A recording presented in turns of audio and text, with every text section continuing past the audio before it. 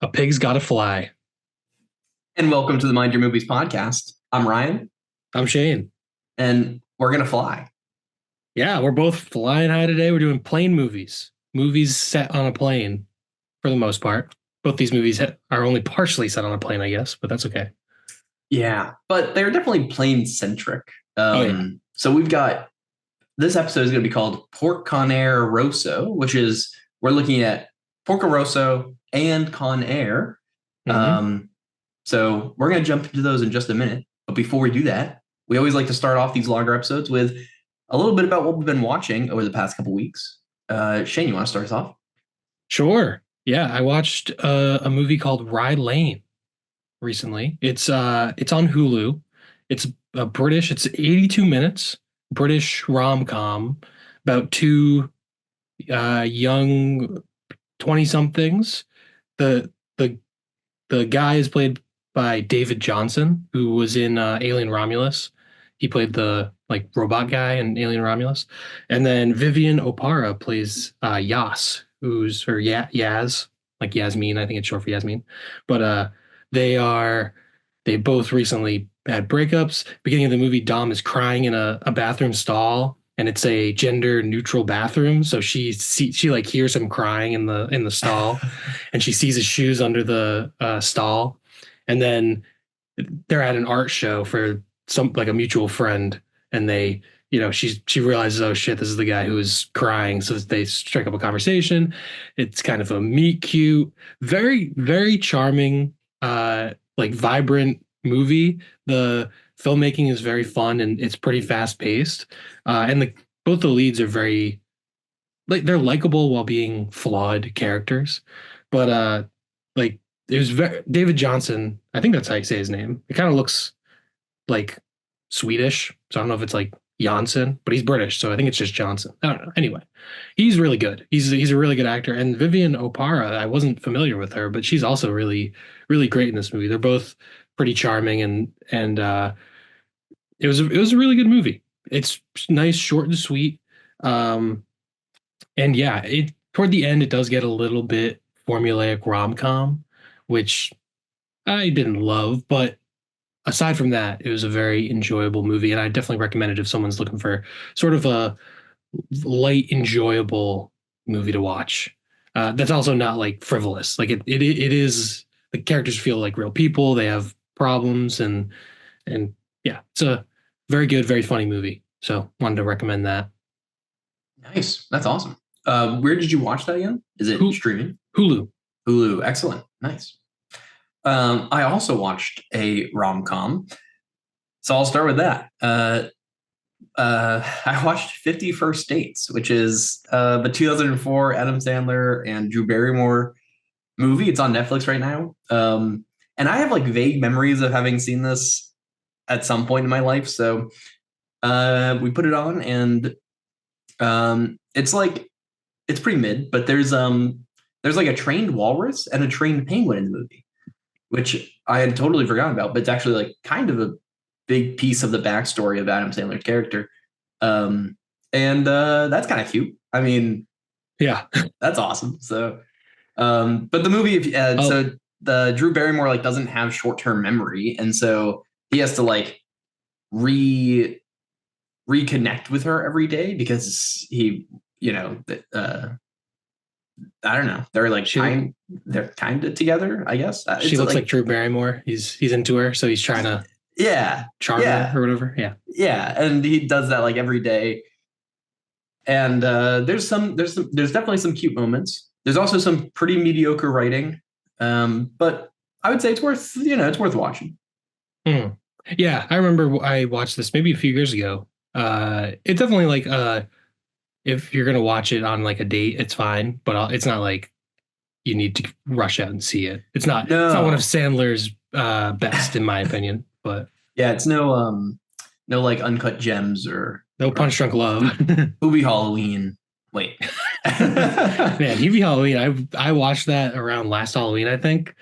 Did not enjoy. I kind of had hopes for it, like for some reason. I don't know why. I was like, oh, maybe this will be fun, and then it wasn't very good. But it is definitely, so this is definitely somewhere between that ranking, right? It's Better somewhere between than Punch Drunk Love and Hubie Halloween, the giant chasm between those two movies. It's somewhere there. Um, but yeah, well, funny enough, that has a penguin in it.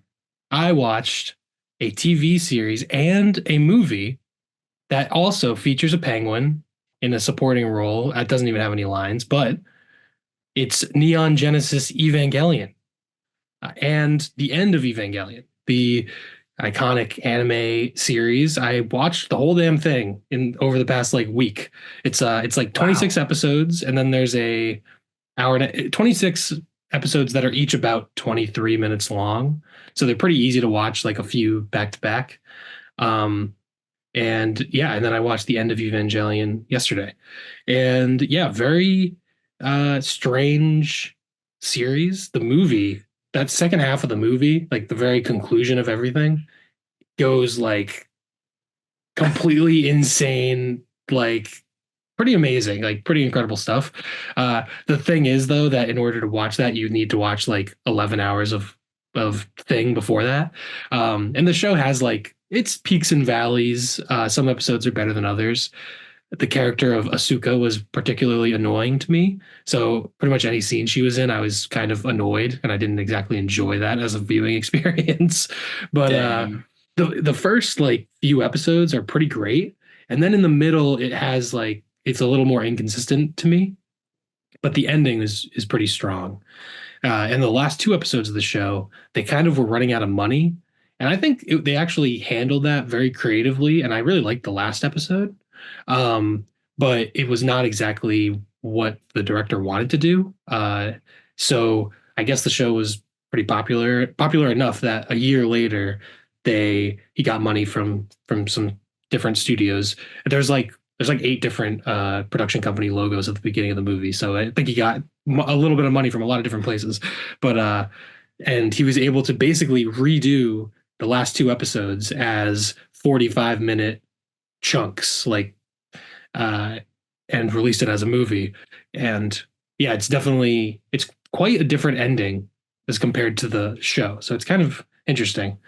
But yeah, it's all on Netflix. I watched it.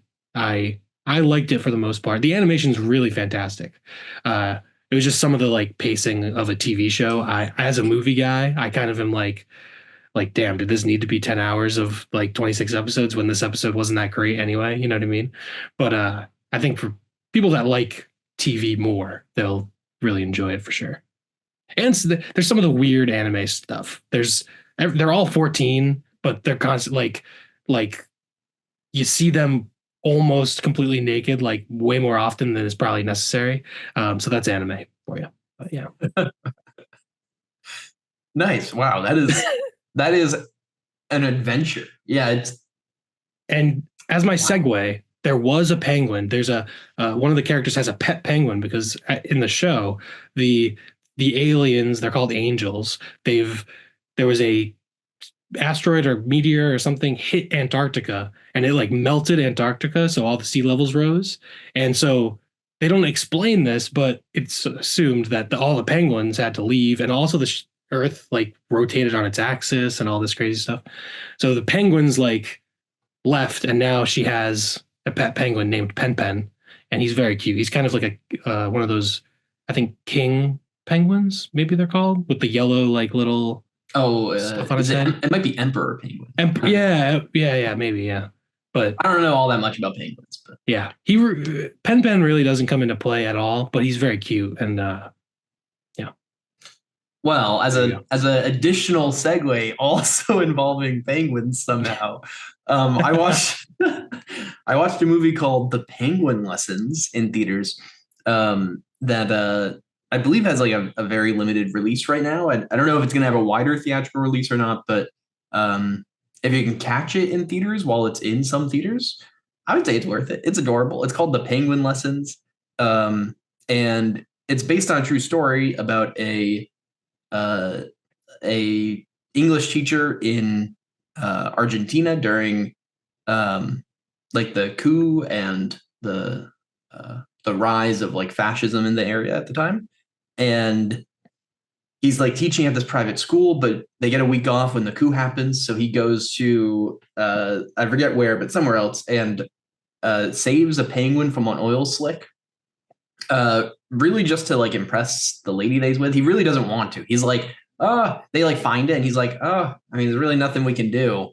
I mean, it's sad, but I mean, we can't interfere with nature. And the lady's like, no, we gotta save it. We gotta save it. So they bring it back to the hotel and save it and everything, right?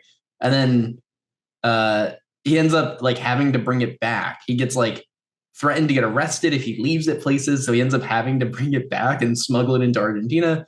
And and then he has it at the school and brings it into class to like get his kids to pay attention and everything.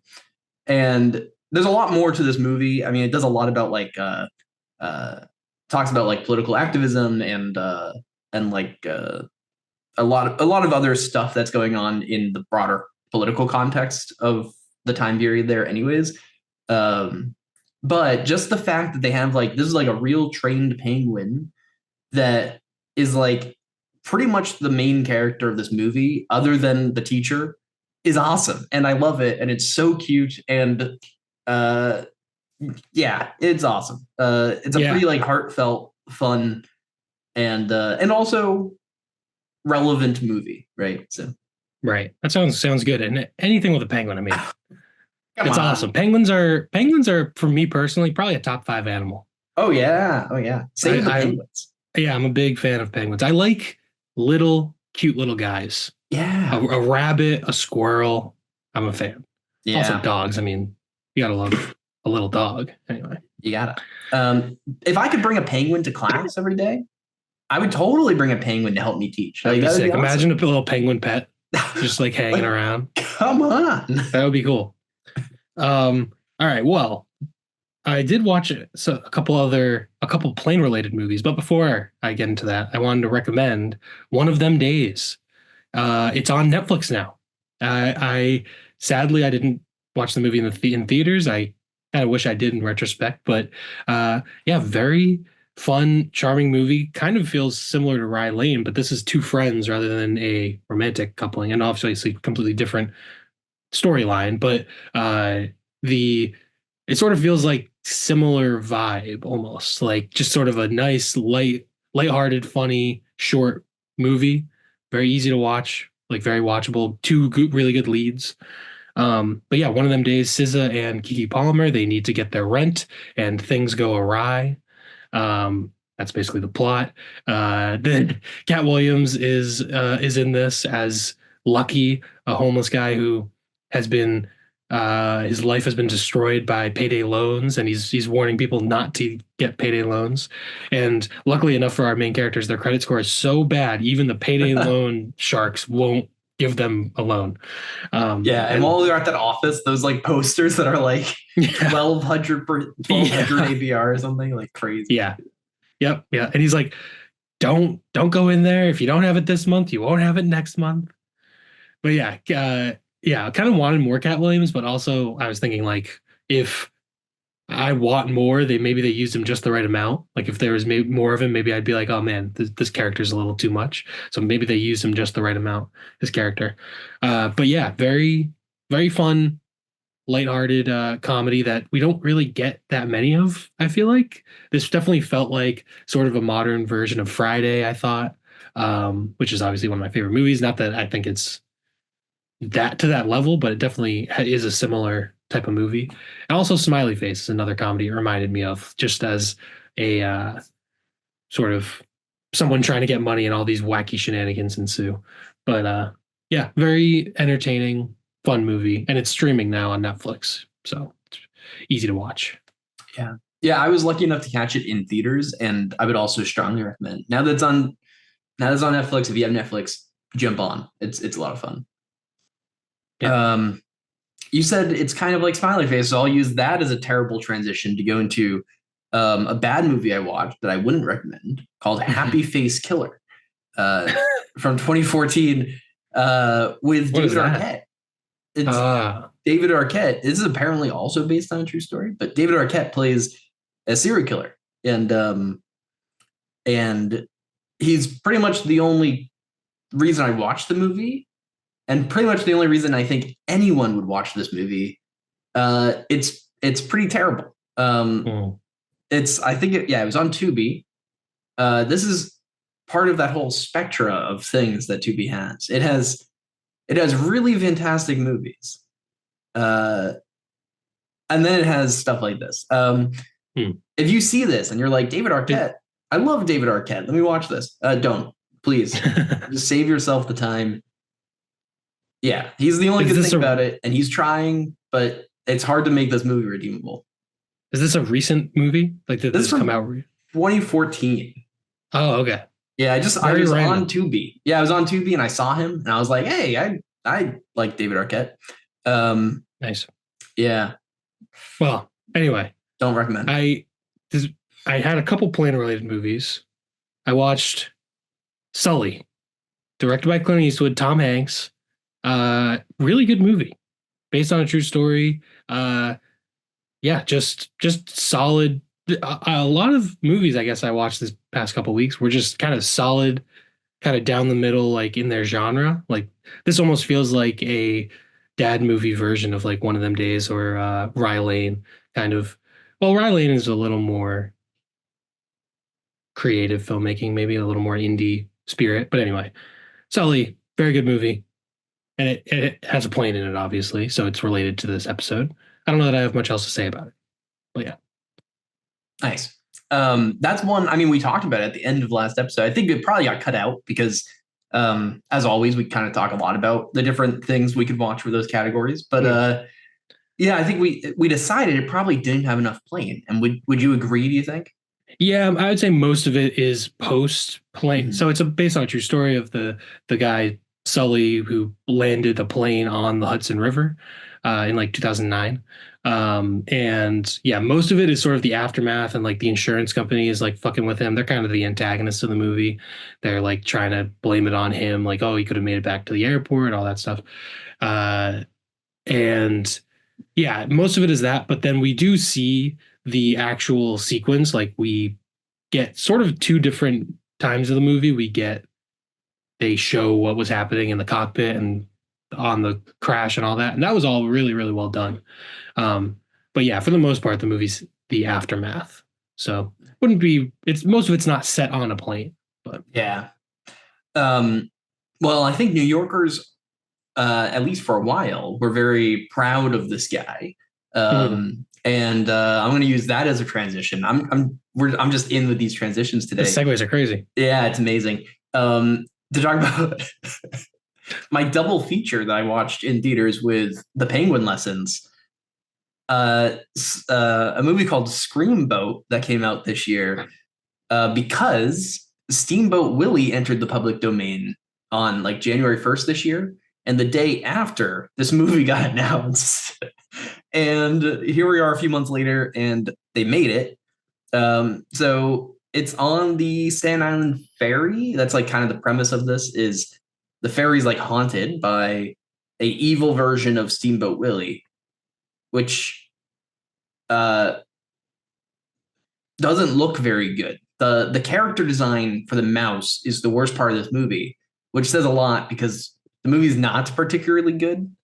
But I will say, you're not going to stumble on this movie on accident. If you're like watching some of these public domain horror movies, you might be interested in it and you'll get what you're expecting out of it. Like it has some good laughs, it has some good practical effects, but it is also you're going to get the bad stuff that you're expecting too. You know, like this isn't a well-made movie necessarily, although it is like there was some surprisingly good parts in terms of the special effects and in terms of like they actually used a real ferry. I think I read that it's like Pete Davidson's ferry, Oh, which is kind of funny. I didn't know he interesting. owned a ferry, but apparently I think he Yeah, I owns didn't it. know that either. But that would be, I think, well, I don't know. I don't know much about Pete Davidson. But if he lives on Staten Island and he has to go to Manhattan all the time, maybe that's why he has a ferry. Yeah. So I don't know. I think like it's hard to like I don't recommend this movie, but if you're gonna watch these types of things, you probably already have like you might be watching it, and I think you'll get what you expect out of it. There you go. There you go. I don't think there's a world where I would watch Screamboat Yeah. unless it was forced upon me. But yeah. Yeah. Um, yeah. The last plane movie I watched was a movie that is quite iconic, I think, but I've actually never seen it until now. Castaway.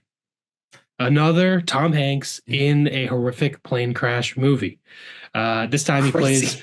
he plays a complete asshole. The beginning of the movie, this guy is just an asshole. I didn't like him at all, and I think that was kind of part of the point. But anyway, uh, yeah, he's like an asshole who works for FedEx. Also, the product placement in this movie is brutal, absolutely terrible. It's directed by Robert Zemeckis. I'm not a big Zemeckis guy, not a big Spielberg guy either. Just not my personal style.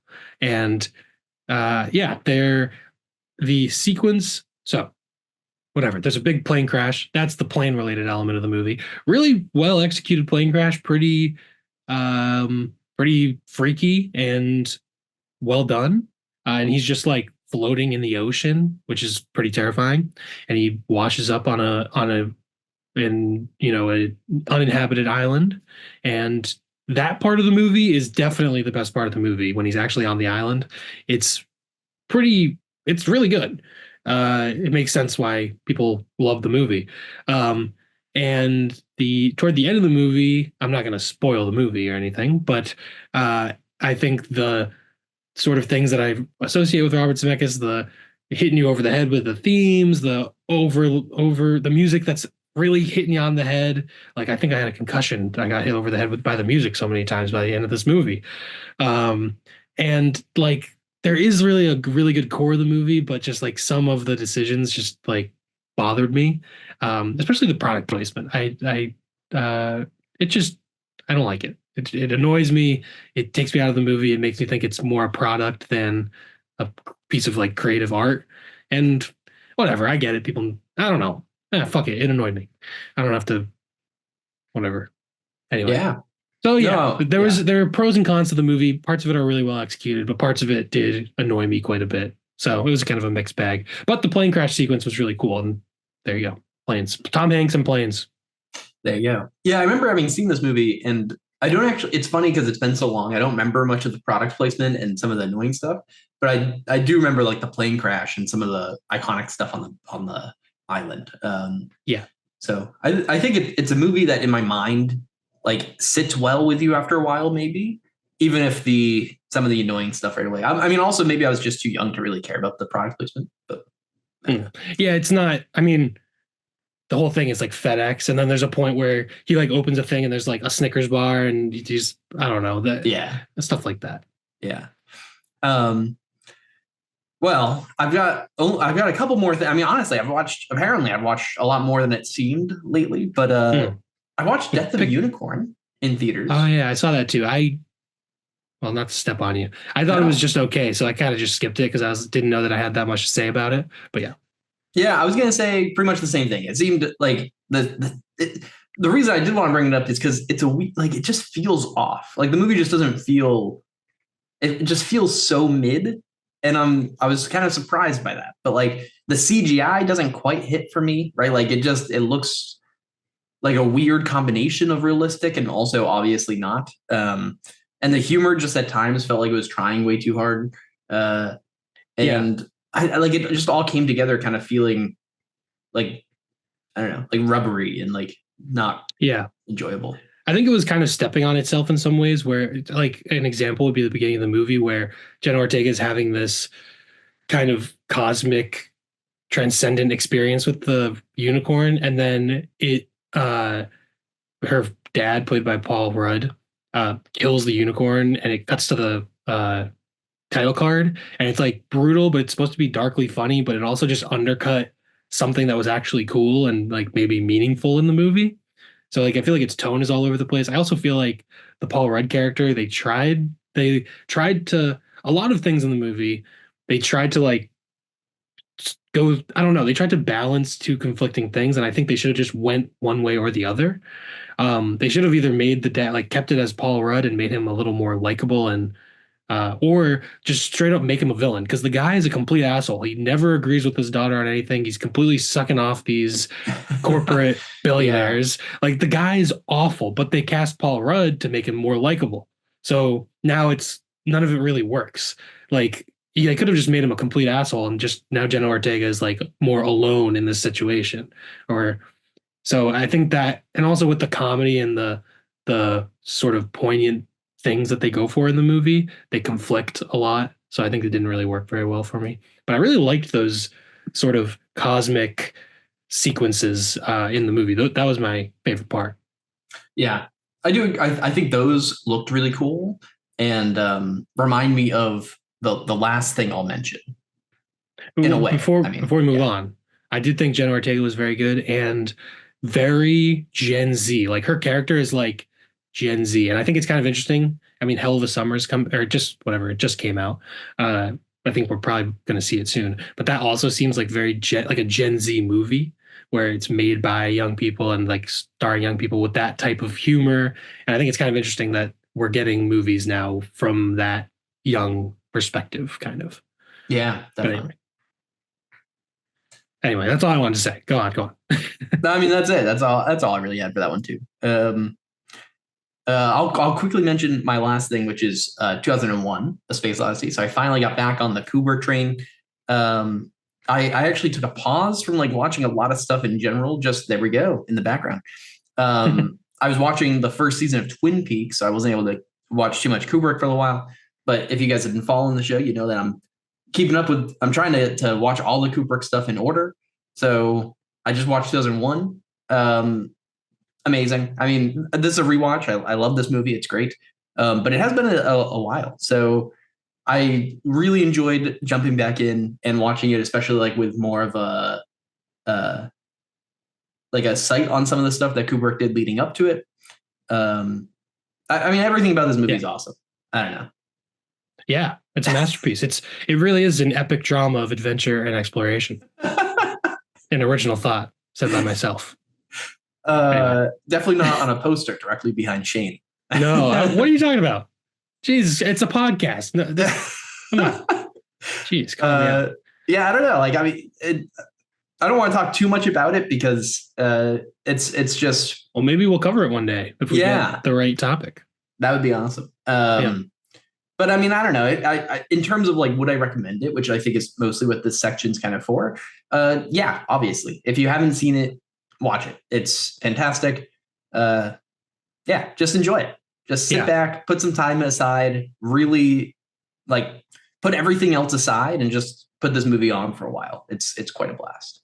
Yeah, amazing. I think the beginning sequence, Dawn of Man, and the sort of wormhole sequence is I don't know Yeah, the whatever you want to ending call sequence. it. Yeah, both those are like some of the greatest sequences of all time in my opinion. Just incredible, and also qualifies I'd say as like a monkey movie. There are monkeys, like pre-human monkey type beings. Also, kind of a plane movie, space planes. There we go. Yeah, space planes. Just advanced planes. Yeah. That's it. It's a plane movie.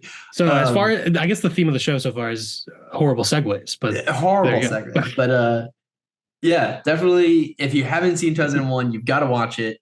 It also has some of the best practical effects that you'll ever see. Oh yeah, for sure. Is 2001 based on your rewatch so far? Is that number one in the Kubrick ranking? Yeah, right on the top. Which isn't surprising, but what is surprising to me is number 2 on that list is actually Paths of Glory. I've seen Doctor Strangelove a few times, so I was kind of expecting that to be number 2 at this point. But Paths of Glory was awesome. So yeah, I can't wait to talk more about Kubrick. Yeah, awesome. I'm sure we might be doing a Kubrick related episode at some point. We might. I think that's a fun idea that I'm looking forward to. Maybe like a month from now, we're going to do a Kubrick thing. So look forward to that, people. Yeah. All right. Well, should we get into our main episode now after like 30 minutes of yapping? I know we've had so many things to talk about here. Some good, some bad, but some plane related. And we're gonna finish off by talking more plane movies. Or Porco Rosso, a perfect combination of 2 titles. So I guess we'll start with Porco Rosso. I guess that makes sense. Porco Rosso, directed by Hayao Miyazaki, who we've covered like 3 of his movies recently. We did a couple weeks ago. We did Ponyo back like a month ago now. So we've been doing a lot of Miyazaki recently. And this is Porco Rosso, which translates to Crimson Pig, which is cool. But it's an animated movie about a set in 1930s Italy, where a pig flies planes and fights air pirates. Yeah, it's pretty awesome. I don't know. This was my second time seeing it, and I definitely appreciated it more this time. It's not my favorite Miyazaki, but it's very enjoyable, very fun movie. So yeah, what did you think of it? Had you seen it before? I had not seen it before. Um, I think I didn't like it as much as the other Miyazakis that we watched recently. I did like it. It's an enjoyable movie. It looks amazing. The Hmm. art style is fantastic. There's some scenes from this movie that just the they were just so spectacular in their aesthetic and artistry that I don't think I'll forget them very soon at all. Right, just very memorable art design. Yeah. But I think the plot overall in this one, I didn't love as much as some of the other stuff that we watched recently from Miyazaki. Yeah, I would agree with that. It's like a lot of the landscapes and the the sunsets, the like flying over water, the clouds, all that type of stuff, really incredible. There's that like really cool sort of dream sequence in the Oh middle of my the movie. god, That's awesome. so Yeah. cool. Yeah, really great. But yeah, Miyazaki also a big plane guy. So I'm kind of glad we were talking about this. He growing up, he really loved planes, I think. And in The Wind Rises, which was maybe going to be his last movie, but then he ended up making The Boy and the Heron. But that is all about a plane engineer. It's more realistic, like period piece in I believe 40s Japan, maybe. I haven't seen that in a while, but I remember that movie being really great. And clearly, Miyazaki has his fascinations in his filmography, and planes are one of them. So it is kind of cool that we're getting to talk about him on this episode. Yeah, and you can totally tell in this because of the design of the planes. They look so not necessarily historically accurate. I don't really know, but definitely historically inspired, right? Yeah, but also like kind of creative, like little fantasy things, like the way I don't know the engine like rumbles and stuff. It's all like kind of exaggerated in the animation.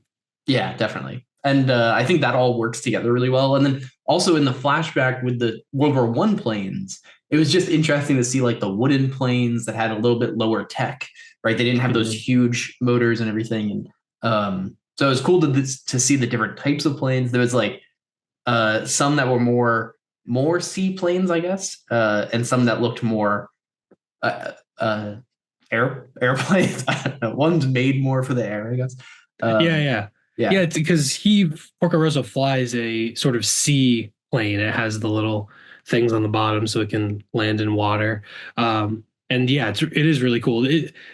This topic has made me think about planes more than I've really ever thought about planes. But there's so many different types. I mean, there's like sort of there's cargo planes, which we deal with in Con Air. There are passenger planes, which would be what I think of first, just based on my experiences in life, I guess. Like that's if I was going to be on a plane, that's what I'd be on. But yeah.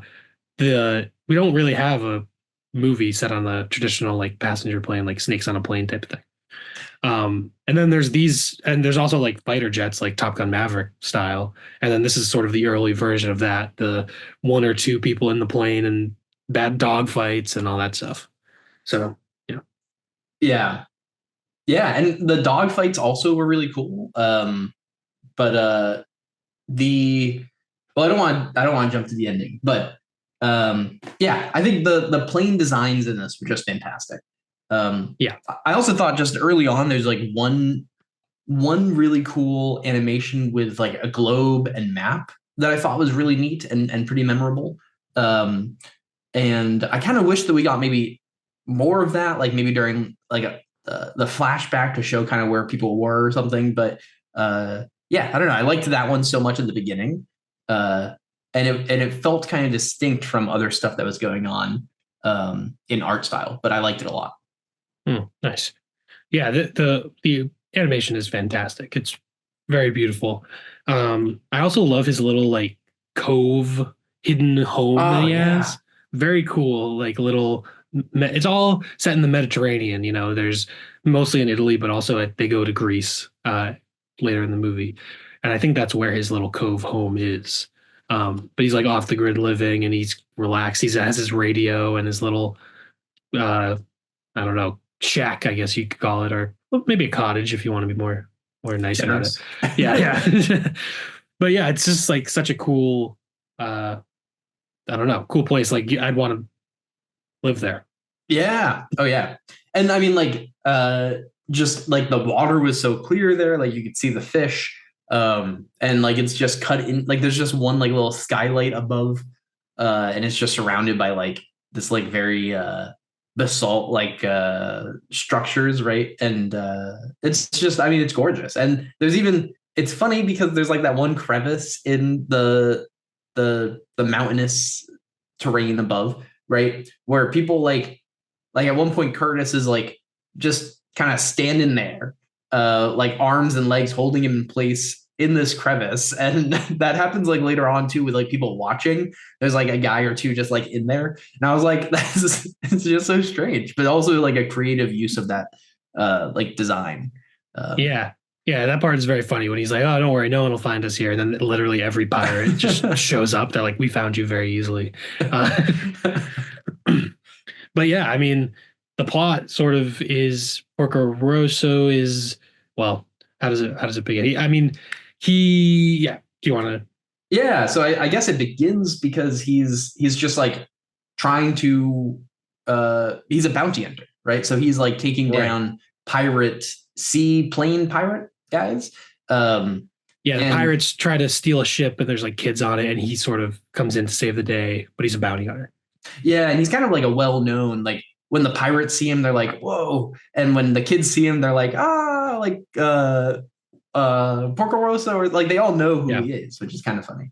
Um and he saves the day, but then I don't remember there's like some particular reason for this, but the pirates end up employing Curtis. It might just be because of Porco Rosso, I guess.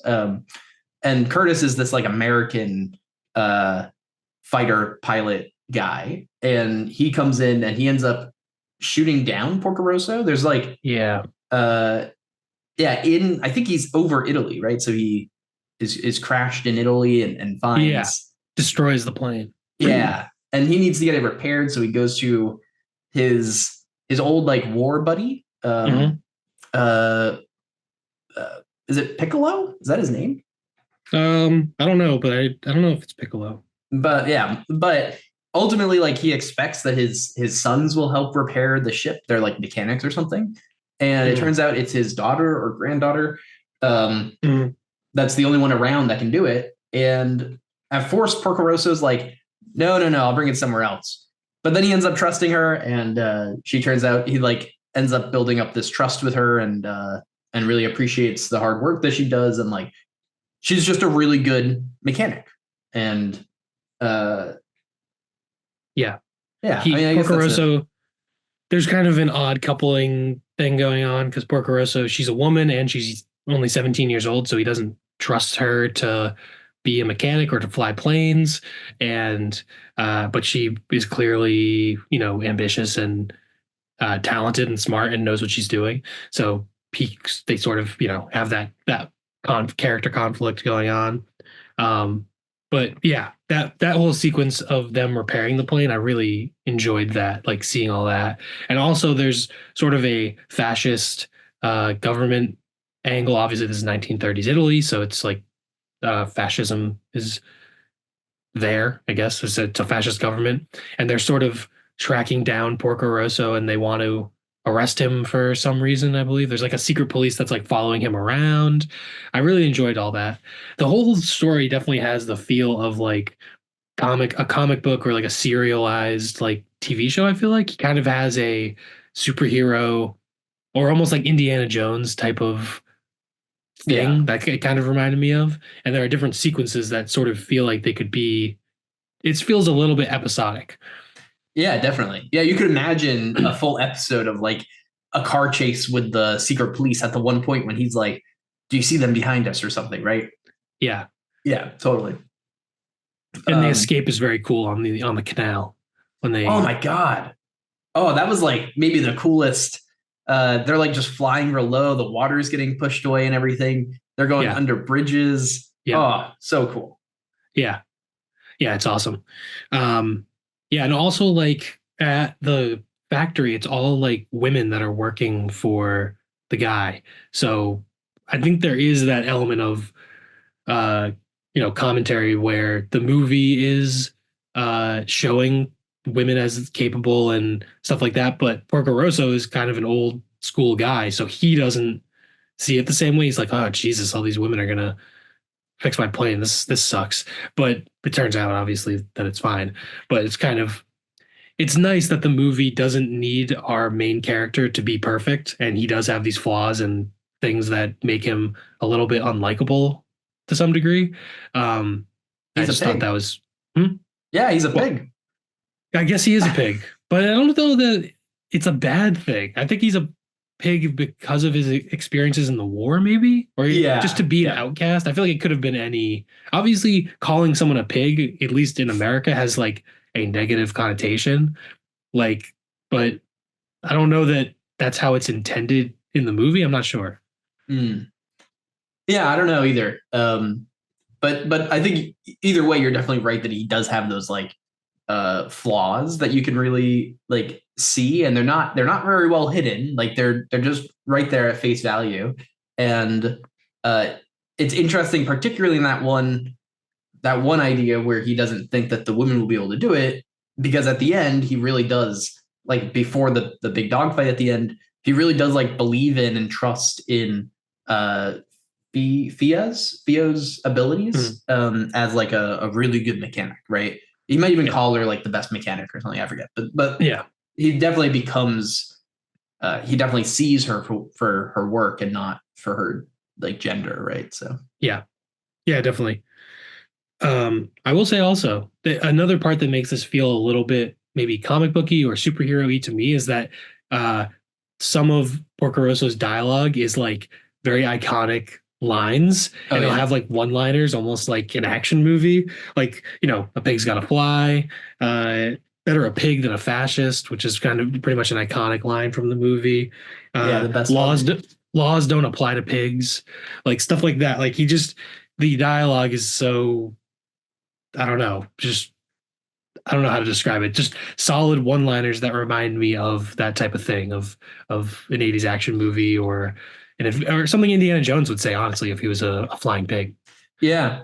And the enemies say, or the whatever, the bad guys also do similar things where they're like, I'm gonna make bacon out of you or something, like Yeah, or yeah, yeah. prosciutto or whatever they say, right? Like Yeah, yeah, um yeah. and like it's like every time that someone's talking to him, it's like there's like you have like a 50-50 shot if you're gonna hear a pig pun, Yeah. if it's a bad Yeah. one.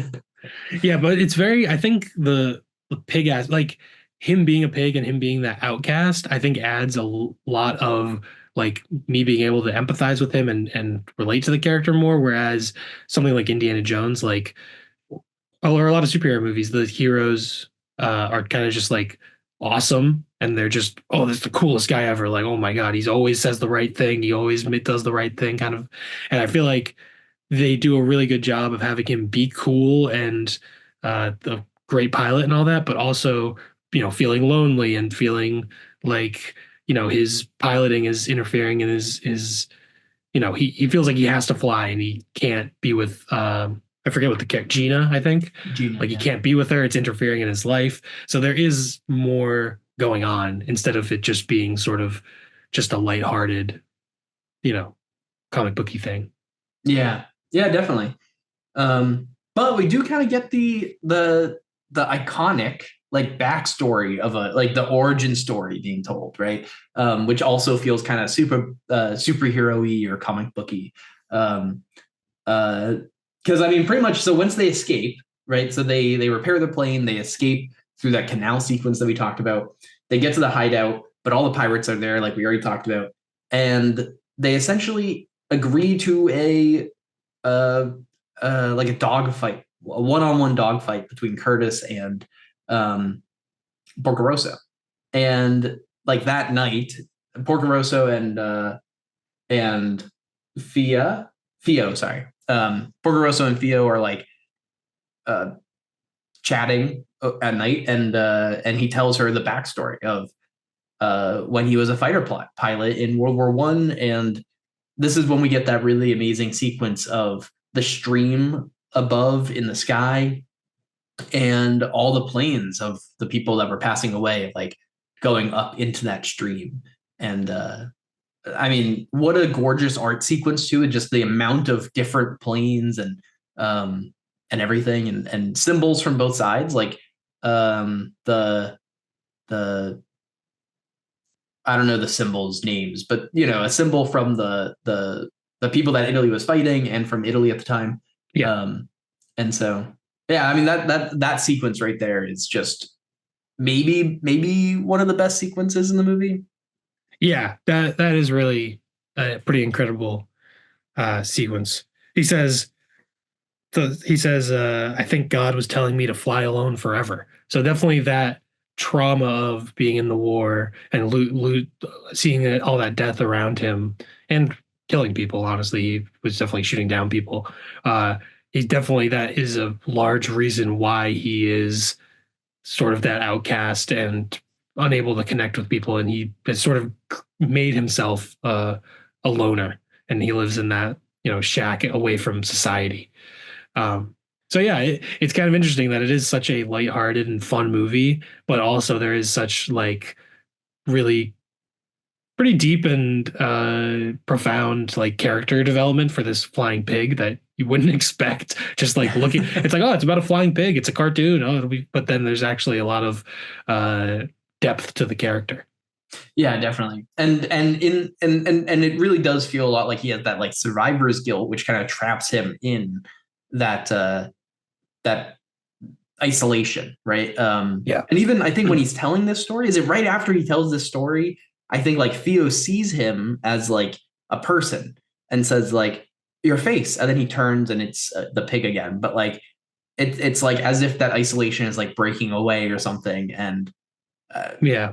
whatever, right? Maybe like the curse is because of that or whatever. But Yeah, exactly. They don't really explain how he became a pig or like how he can go back to being a human, but it's definitely seems like it's working more on a metaphorical level instead of like they're trying to world build with magic and stuff like that. Like it's yeah. yeah.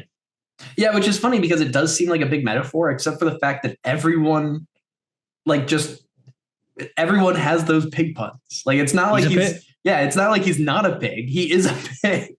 Right. He is literally a pig, but they don't feel the need to explain it that much because I think the purpose of it is just as metaphor, even though in the story it's not a metaphor. He is literally a pig in the story, but Yeah. that's not really the point of him being a pig. It's not like I feel like a lot of movies with this concept, the idea would be like at the end of the movie, he kisses the lady, he becomes a man again, like that kind of stuff.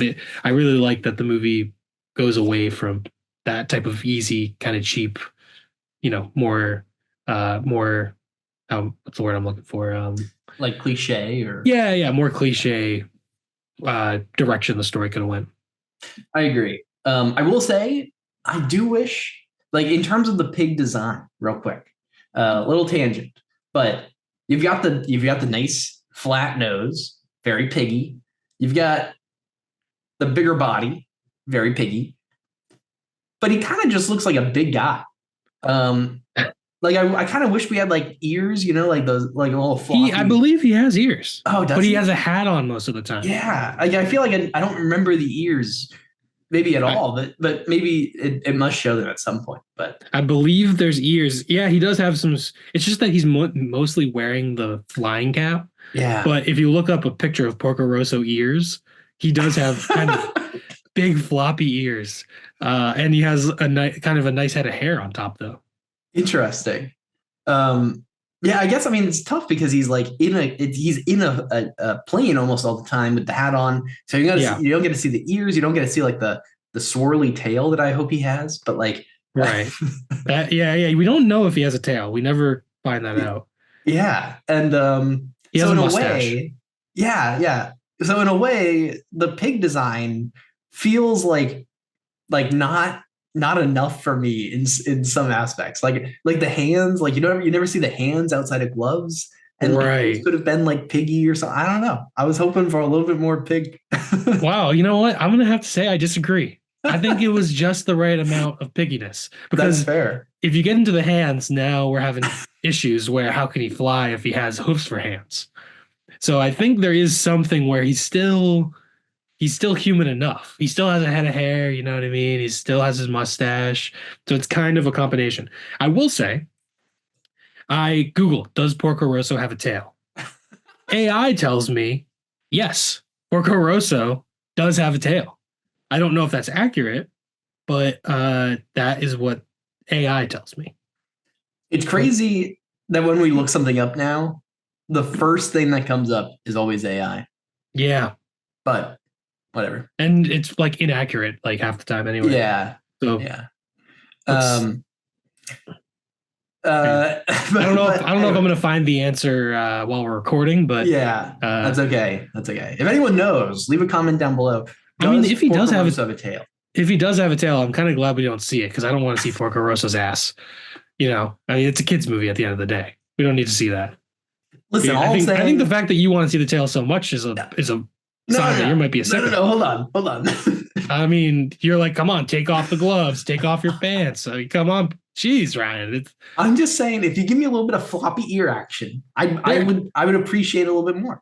Google it. It's No, there is floppy ear action. Do you just I believe you, but like, don't have him little cutouts in the hat that have little ears coming. uh Like, come on, that'd be I don't adorable. know. I don't know. I think And then no, no, I come think on, you come on. want Porco Rosso to be a little too exposed for my taste. That's Hear me out. Hear me out. There's little cutouts, right? And the ears come out of the helmet. And then during like the canal scene, when they're like on the side, one of the ears like flopped up, right? The other one's still flopped. Like that'd be that would be adorable. funny.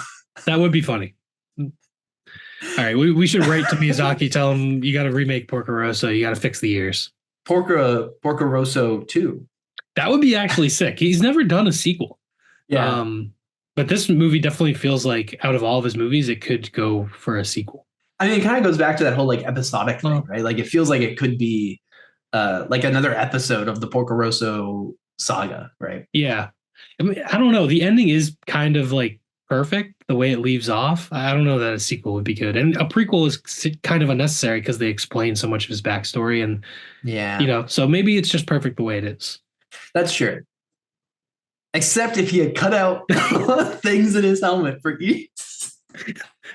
All right. Well, Ryan gives us 1 star, not enough ear. Uh, but yeah, I mean, so back to the movie. Toward the end, well, I guess we should talk about the final dogfight.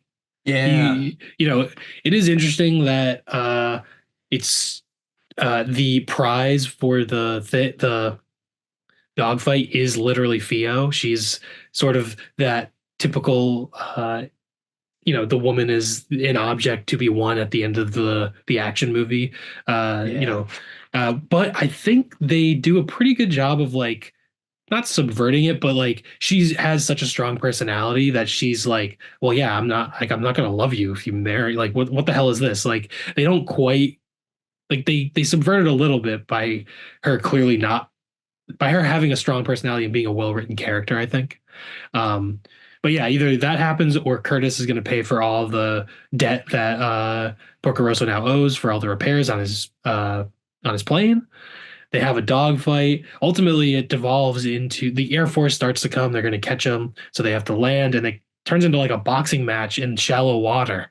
And at the end of they both knock each other out. The referee is counting to 8, 9, and then Porco Rosso stands up. Curtis might as well drown for all I care, and Porco Rosso wins, and you know he beats the bad American who goes on to be a movie star. yeah, yeah. Very funny at the end to see the poster of him. I think it's like there's like Godzilla in the background or something of the Oh, poster. I didn't notice that. Yeah, I think so. I mean, there's some like monster in the background of that poster. But uh, yeah, I will say there's this crazy moment before the dogfight happens when like everybody and their mother is like on this little island Yeah, or surrounding this island and crazy. But to then watch The Yeah, dogfight. It's like every plane, there are boats that show up, like every pirate is there. Yeah. yeah. I think there's the ferry from Screamboat. I mean, no, but Pete but Davidson was there. yeah. He was, Um, yeah. and while people are like, while they're gathering around to see Porco Rosso bring Theo up as his bet and Curtis put the money on the chair for his bet, like people are like just crowded around too much. So one of the pirates on like the stage throws a grenade into the crowd. I, that that happened. I was like, at first I thought there's no way that grenade's gonna explode. It was like a dummy. And then everyone like backs off and everything, and then it explodes. And I was like, wait a second. Yeah, that's funny. What? They actually threw that's They're crazy. pirates. They tried to kidnap children at the beginning of the movie. They're really bad people. Yeah, but those children are kind of having a good time for some reason. Yeah, that was a weird part too at the beginning of like they're in such peril and they're just like so oblivious to it. Yeah. Yeah. Yeah. They're like talking about the skull painted on the side. And I think they're Yeah. like, it doesn't look I don't know, it doesn't look dead enough or whatever they said about it, right? But yeah, that was crazy. They threw a grenade into a crowd.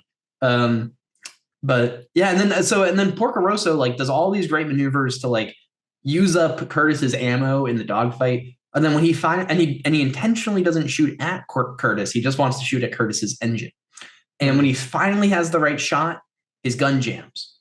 And they end up like throwing things at each other, like from cockpit to Yeah. cockpit. And then eventually that's when they kind of crash land ish into the water where they do the dogfight or the boxing match. I can't say I love the boxing match thing, to be honest. I thought it was a little It was very silly. Yeah. And They literally have the referee and like they bring out like stools and stuff. It was very silly. yeah. And also the characters just started looking atrocious with all the bruises and black eyes and like the lost teeth. Like they looked I like that. terrible. I was like, Oh yeah, they're punching each other in the face, Ryan. They're trying to drown each other practically. it's a G-rated movie. I was watching this with my 2-year-old. Like, geez. Is there something you haven't told me? Yeah, 2 years ago I had a baby. No, so I don't know. I think the boxing match I kind of felt like lost a little bit of like the seriousness at the end of the movie, maybe, but not the worst thing in the world. But Yeah, didn't love it. yeah, I could agree with that. I think it was, and maybe it's a little anticlimactic where you kind of want it to happen in the air. But yeah, plane movie. Yeah, exactly. It's kind of the whole thing, and then for it to end in a boxing match just feels a little incongruent with the rest of the story. Porco Rosso, he's not even flying. What the hell? Yeah, but also at the end of the movie, something I noted is, so Porco Rosso wins.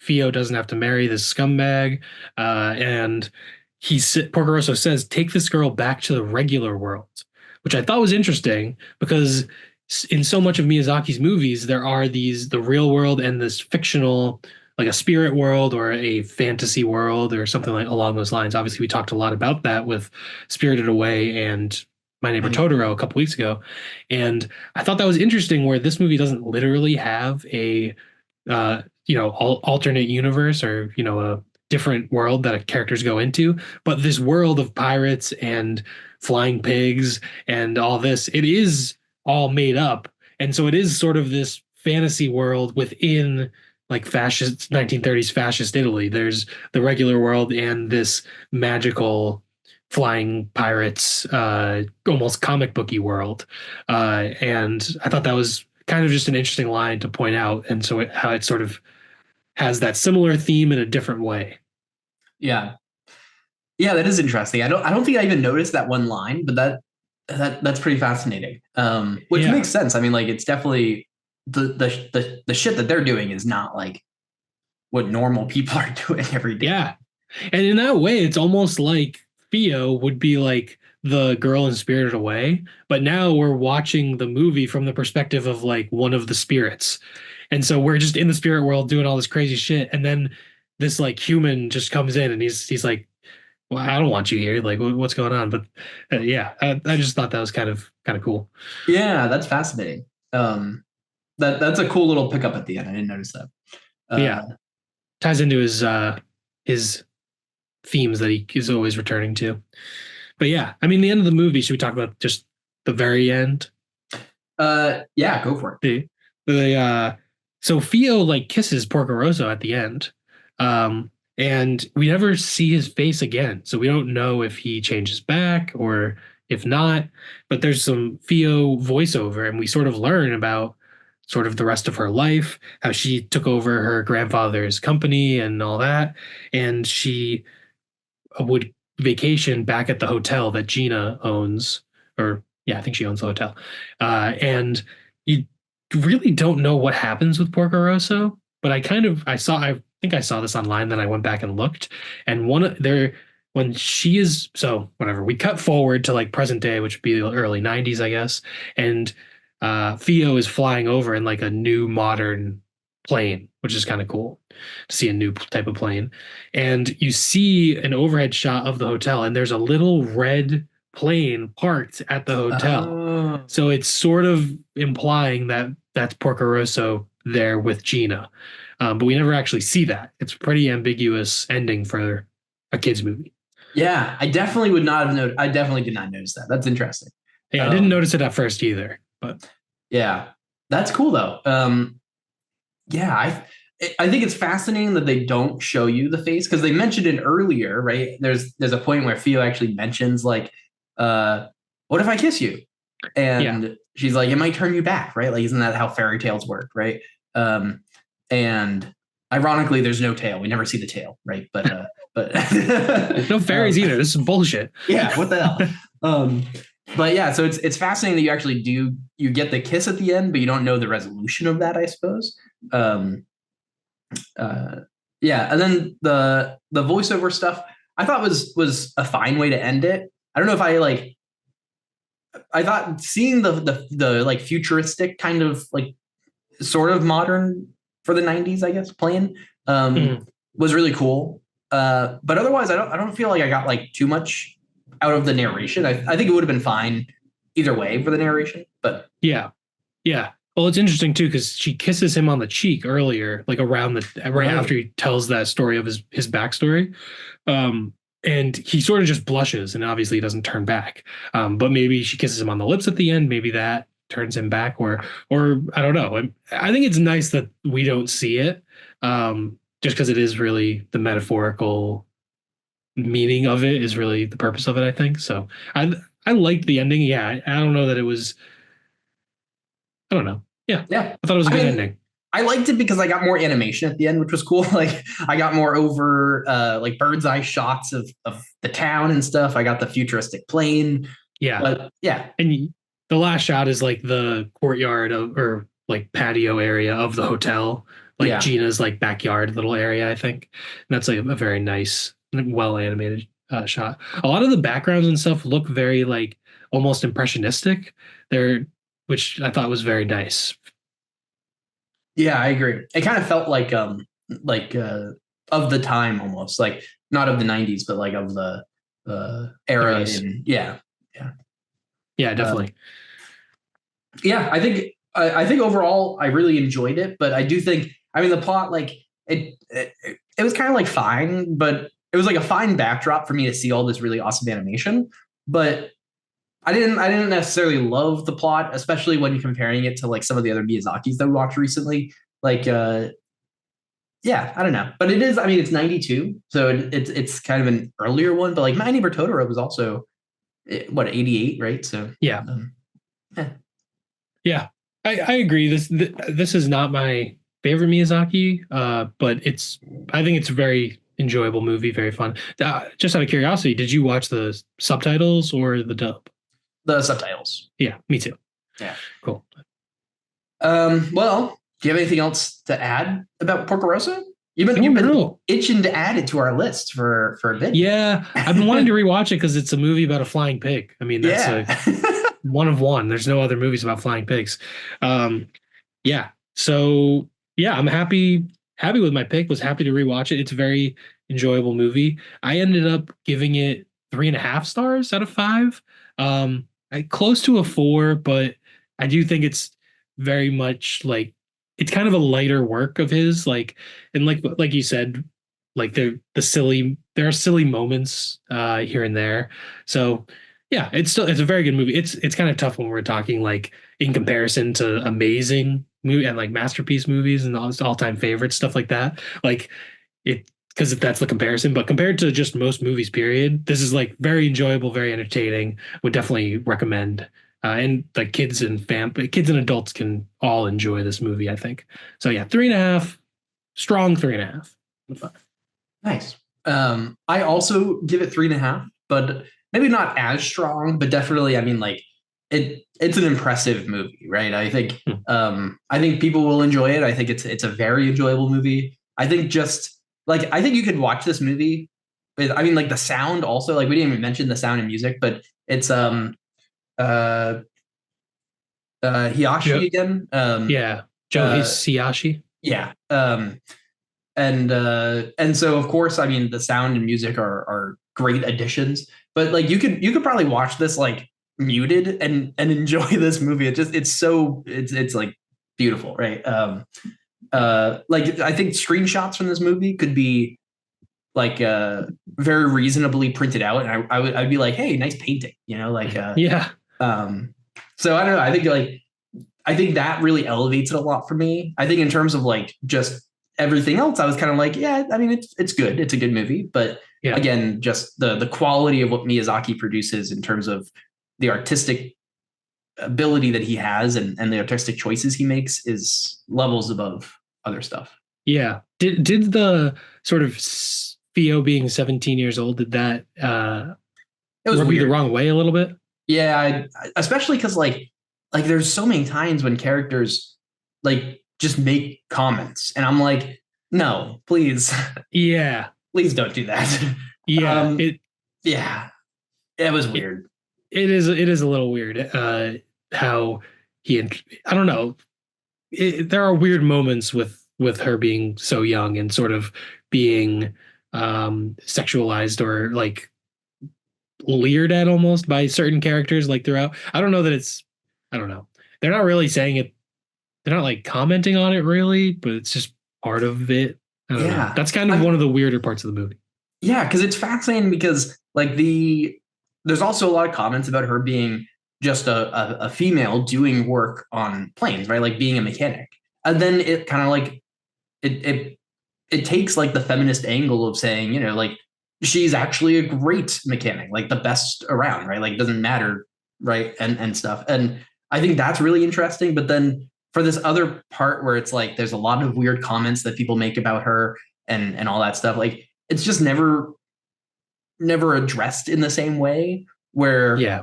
it definitely doesn't feel like it's actually making a statement about it, and it's just kind of like a part of it, and that feels weird. And I Yeah, I don't. think Yeah, good. I was just gonna say I think that's a good way to put it, that it doesn't like it's just there, so it's kind of weird, but it doesn't fully address it enough.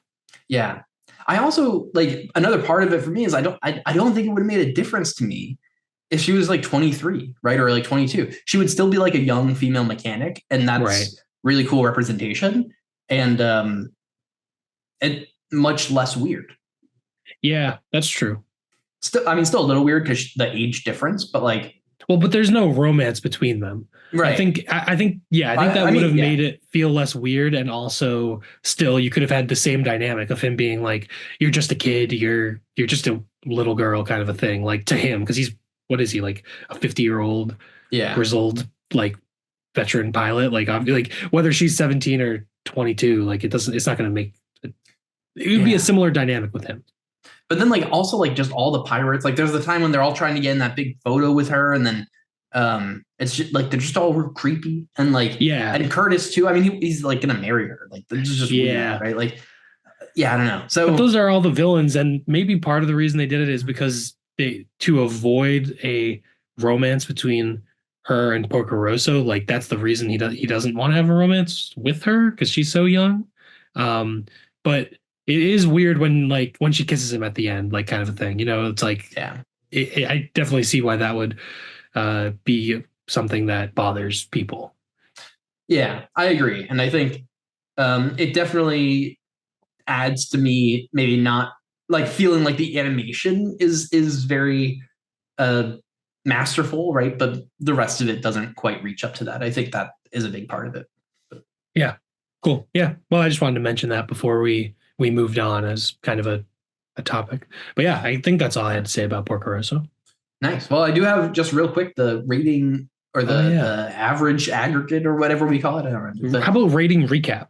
rating recap. That might be what we've called it a few times in a row, and I I just don't keep know. forgetting. But I like it. Rating recap. Um, it's got 96% on Rotten Tomatoes, 87% audience score, 7.7 out of 10 on IMDb, and 4 out of 5 on Letterboxd, which brings it to an 8.5 out of 10 average, which is very high. There's an interesting dichotomy there with the critic score and the audience score, Mm, just like almost a 10-point difference. So yeah, but yeah, definitely a pretty well received movie. yeah. Oh Yeah, yeah, I mean 8.5 is very, very high in our standards. yeah, very cool. All right, well, I guess that's Porco Rosso, The Crimson Pig. We're done. I'm glad we watched it. But we're going to be Yeah. taking, hopefully, we'll be taking a break from Miyazaki. We definitely are for our next movie, a completely different type of thing. We're talking Con Air. Yeah. Another 90s, 97. Hmm. We're looking at Simon West's directorial debut, which is kind of cool. Um, this is it's I mean, it's a Nick Cage movie, to be honest. But it does have a lot of actors in it. It's Nick Cage, John Cusack, John Malkovich, Steve Buscemi, even Dave Chappelle's in it, and Danny Trejo. Hmm. So big And cast. also Ving Rhames Yeah. and Rachel Ticotin, I think is her name, from Total Recall. This is like what Ah, she's, yeah, yeah. nice. I mean, like, yeah, huge cast, really cool. And the idea here is that Nick Cage is a former Green Beret or Army Ranger, I think, whatever, special forces military guy. And he has to plead guilty to manslaughter because he kills someone when they attack him and his wife or to be wife or whatever. Mm. Um, and he has to plead guilty because the judge says that like uh, because of his military training, he's a deadly weapon and he can't respond the same way as everyone else, which is like totally Yeah. outrageous, but whatever. It's really, really silly. The opening is very silly. Like he's at the bar with it. Well, he comes home from the military, goes back to Alabama with his wife as a bartender, and there's like a guy scumbag trying to hit on her, I guess, kind of a thing. And then that guy and his two friends attack him out in the rain, and then they have a knife. He he he hits. Well, he does this the classic, yeah, the back of the hand into the nose, which apparently goes into the brain. I don't know, whatever, and kills the guy. And one of his friends grabs the knife and runs off. And so he's sentenced to like 10 years in maximum security prison because his army training makes him such a deadly weapon that he has to be in maximum security prison. Completely ridiculous. Yeah. Yeah, but that's the setup for the why he's in this situation. Yeah. Which I think also sets up the precedent for this movie of just being this is not a very realistic movie. You don't But say. but it's a very fun movie, at least in my opinion. We can get more into that. But essentially, he's in maximum security prison. And within the first few minutes of the movie, the first like 15, 20 minutes, maybe, we get kind of a montage of those like years that he's there. His daughter is growing up without him, and he's about to be released on parole. And he gets into this prisoner transport that's this like ultra high security plane transport, which is of course why this is one called Con Air and two in our plane movies. Uh, and that's when I mean like shit's about to hit the fan. Yeah. Or yeah, yeah, it is. Uh Fucking crazy movie. Yeah, Nick Cage, John Malkovich, just go absolutely going for it. A million characters. Yeah, There, it's a lot. There's a lot of story. There's a lot of characters. Uh, yeah, it was. I'd never seen this before. So I guess I was happy to have finally watched it. Um, yeah, I don't know. I thought it was all right. It's definitely a Jerry Bruckheimer movie. Feels that sort of Michael Bay light. Um, And yeah, it was solid, I guess. It was okay. Yeah, yeah. I really enjoyed this movie. I'm excited to dive more into it. But this is not my first time watching it. I think this is my third time, maybe. One of these times was kind of recent. I watched it for Nick Cage November in Nice. 2020 something. So within the past like 4 years or something, right? Um, and watching it this time, I think uh I mean, parts of it I still really enjoy, but parts of it also I'm like, all right, yeah. I mean, it's goofy and I get that, but I, I don't know. Once you've seen it a couple times, I don't know if there's too much more that you'll get out of it. I think it's a fun movie, but I don't know. I don't know if it has the most rewatchability, to be honest. Interesting. Yeah, I think it would have more rewatchability with drinks and friends Yeah, than just watching it alone and solo. sober. Yeah, But yeah. yeah, this is what do you think? What are your thoughts on Nick Cage in this movie? I mean, he's going for a southern accent that comes and goes. It's sometimes it's pretty bad. Uh, yeah, he's He's it's got the pretty long hair. the long hair. He's pretty jacked. Yeah, Yeah, this is a pretty iconic Cage performance, but certainly not one of his best, in my opinion. yeah. No, I think that describes it pretty well. Um, I think there's definitely like I think one of the reasons why this would be a fun movie to rewatch if you were drinking and like just hanging out with friends is because it does have a lot of iconic cagey things, right? Like you could do a drinking game of cagerisms right here, Mm, but uh, there's also really no like over the top cage like you get in like something like Vampire's Kiss or whatever, right?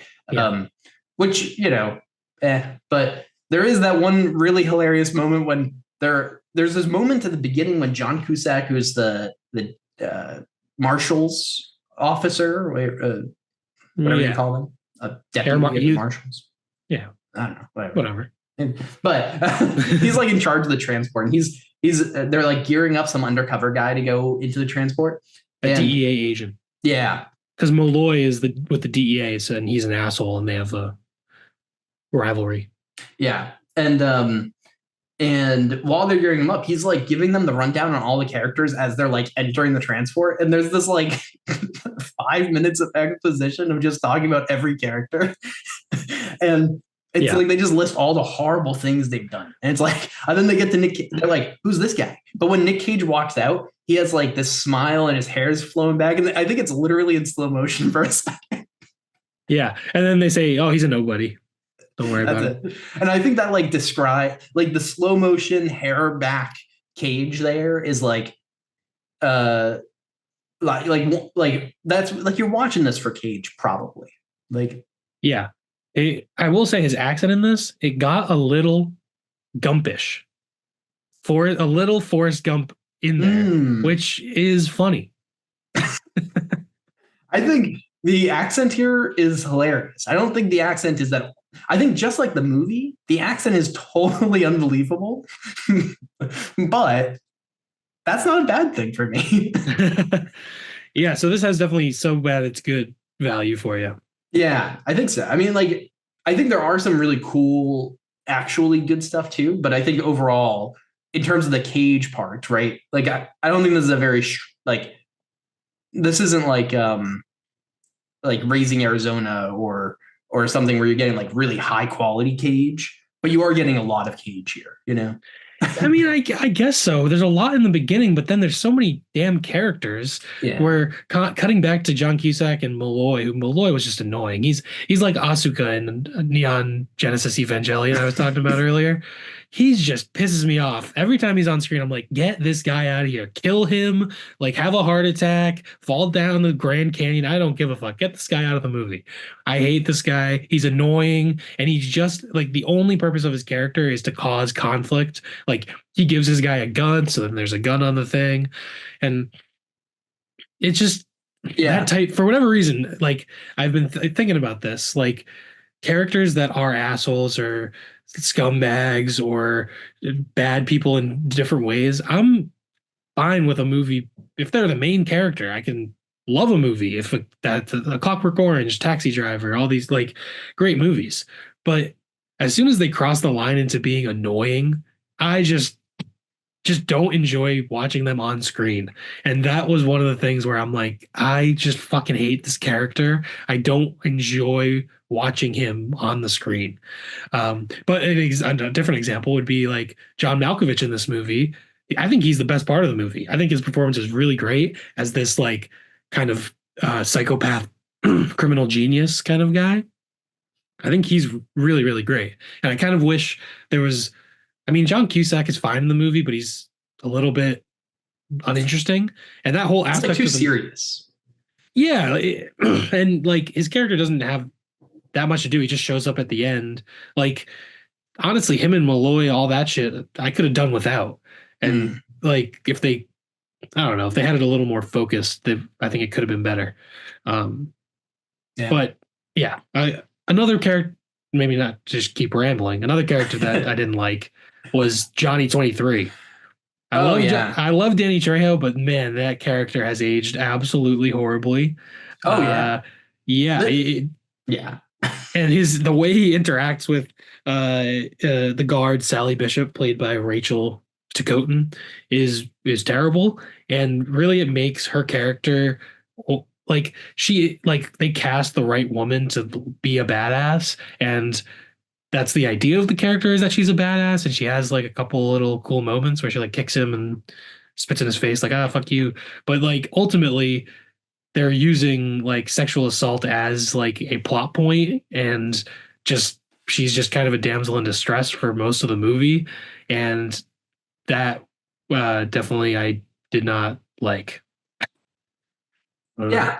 Yeah, no, I agree with that. I think yeah, I could definitely done without that part of the movie too.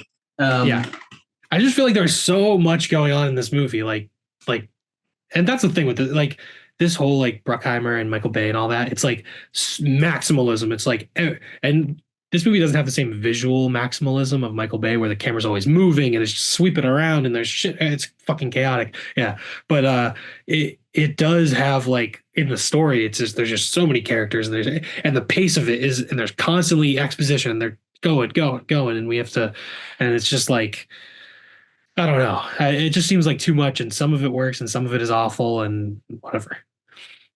yeah, I think I definitely get that. I think like part of this for me is just like Steve Buscemi, John Malkovich, Nick Cage.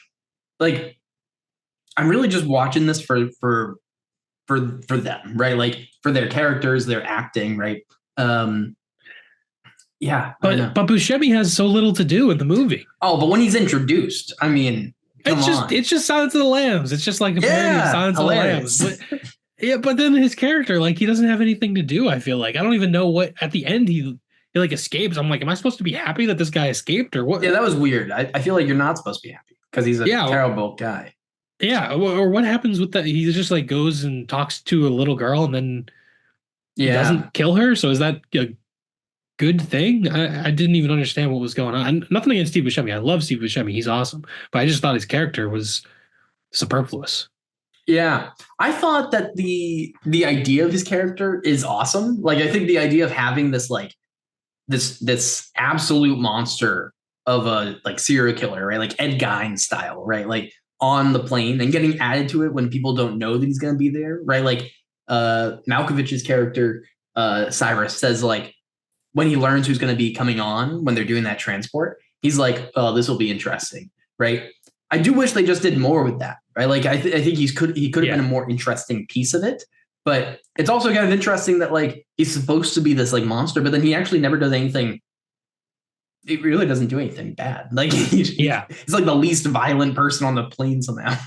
Yeah, it's very strange. And to cast Steve Buscemi, he doesn't have like a big physical intimidating frame or anything. He's kind of, so it's that is kind of they cast against type, I guess. That's kind of why I like it. It's like Steve Buscemi as an Ed Gein style guy. Hilarious. Yeah, I'm not against the idea of it. I just don't Yeah. know that the character had much to do. But I Yeah. love Steve Buscemi, so you know. Yeah. You know what else Steve Buscemi's in? Hubie Halloween. Why are we coming back here? I don't know. It's just one of his. It's another bad movie that he's in for no reason. Yeah, that's fair. Although isn't he like in that movie he's like the main bad I forget. He's like a villain, right? He's I don't know. He's like a neighbor, and I He's like forget. creepy at I first think and he might then be a red herring. oh maybe. Yeah. Maybe I don't remember. I don't That know. movie's so bad I don't remember it. Yeah. But so I mean I So like real quick, like the plane gets hijacked by the cons. That's the idea, right? yeah. Of course, the DEA agent has a gun when he's not supposed to. Also, the pilots have a gun and they like stupidly bring it out. Like, dude, if you're a pilot, the cockpit is the safest place to be. But whatever. I get it. Anyway, so the shit goes, it hits the fan. They take over the plane. And then they land and do a trade off, but like some of the people they had to trade off died. So they have to trade off some people that like they just have to find people to trade off. And all this time, like Cage is just trying to like sneakily get information to the cops to get them to stop the plane or whatever. But I mean, effectively kind of fails at this point. They like try to stop, but it's too late. And then they take off again. They go to another place. They land. They have to like refuel or something. Well, they're supposed to meet Cyrus has a whole plan where he's going to meet like a Colombian drug dealer, and the drug dealer's going to fly him out of the country. Yeah. And then he gets double crossed eventually by Yeah, and I think John Cusack. This was kind of a fun moment when he like drops the crane on that other plane. So the plane's about to leave. It's like about to take off, and John Cusack just like drops this like big crane onto it and like tears apart the backside of the plane, which was cool. But yeah, I mean, effectively, they end up taking off again, and they crash into Vegas, the Vegas Strip. And that's crazy. That's the very pre 9/11 movie. Yeah. They also like so there's like a building that gets like the front of the plane like bashes into a building, and that was like a real building that was going to be demolished. So they were just like, yeah, you can crash a plane into it. Oh wow! I assume the plane was not actually from flight. I think they just like rolled it in probably, but imagine. And then there's the guitar sign that gets teared down. That's a miniature with a miniature version of the plane that looks awesome. And then it crashes into the strip. Some of the cons make it onto a fire truck and try to escape again. Yeah. And they use like the fire hose to knock cops off their motorcycles. But eventually they get caught and I think they all die. Yeah. And Steve Buscemi is alive in the gambling place. And Nick Cage gets to see his family again. Somehow his family is in Vegas. Why is his family in Vegas? Why? Yeah. Isn't he going home to Alabama? Did they fly them there? They flew them somewhere because they met up with John Cusack. And then I don't know why he would bring them to Vegas. That seems like a terrible place to bring them. Yeah, I don't know I have no idea why they were there. Besides just to have that nice end of the movie. Yeah. But I did like one thing I did like when Cyrus takes over the plane and he goes, "Welcome to Con Air." That was cool. Yeah. Yeah, that was nice. They said the thing. Yeah, they said the thing. I do think Malkovich is the best part of the movie. He's actually like he's the only character that I'm really convinced is like real in a way, I guess. I don't know. I just think he's the best part of the movie. Yeah, I do like him a lot in this movie. I did think, I mean, in terms of some of the like cinematography and just like the visual style of stuff, I like this. I like the Bruckheimer stuff much more than the Bay stuff.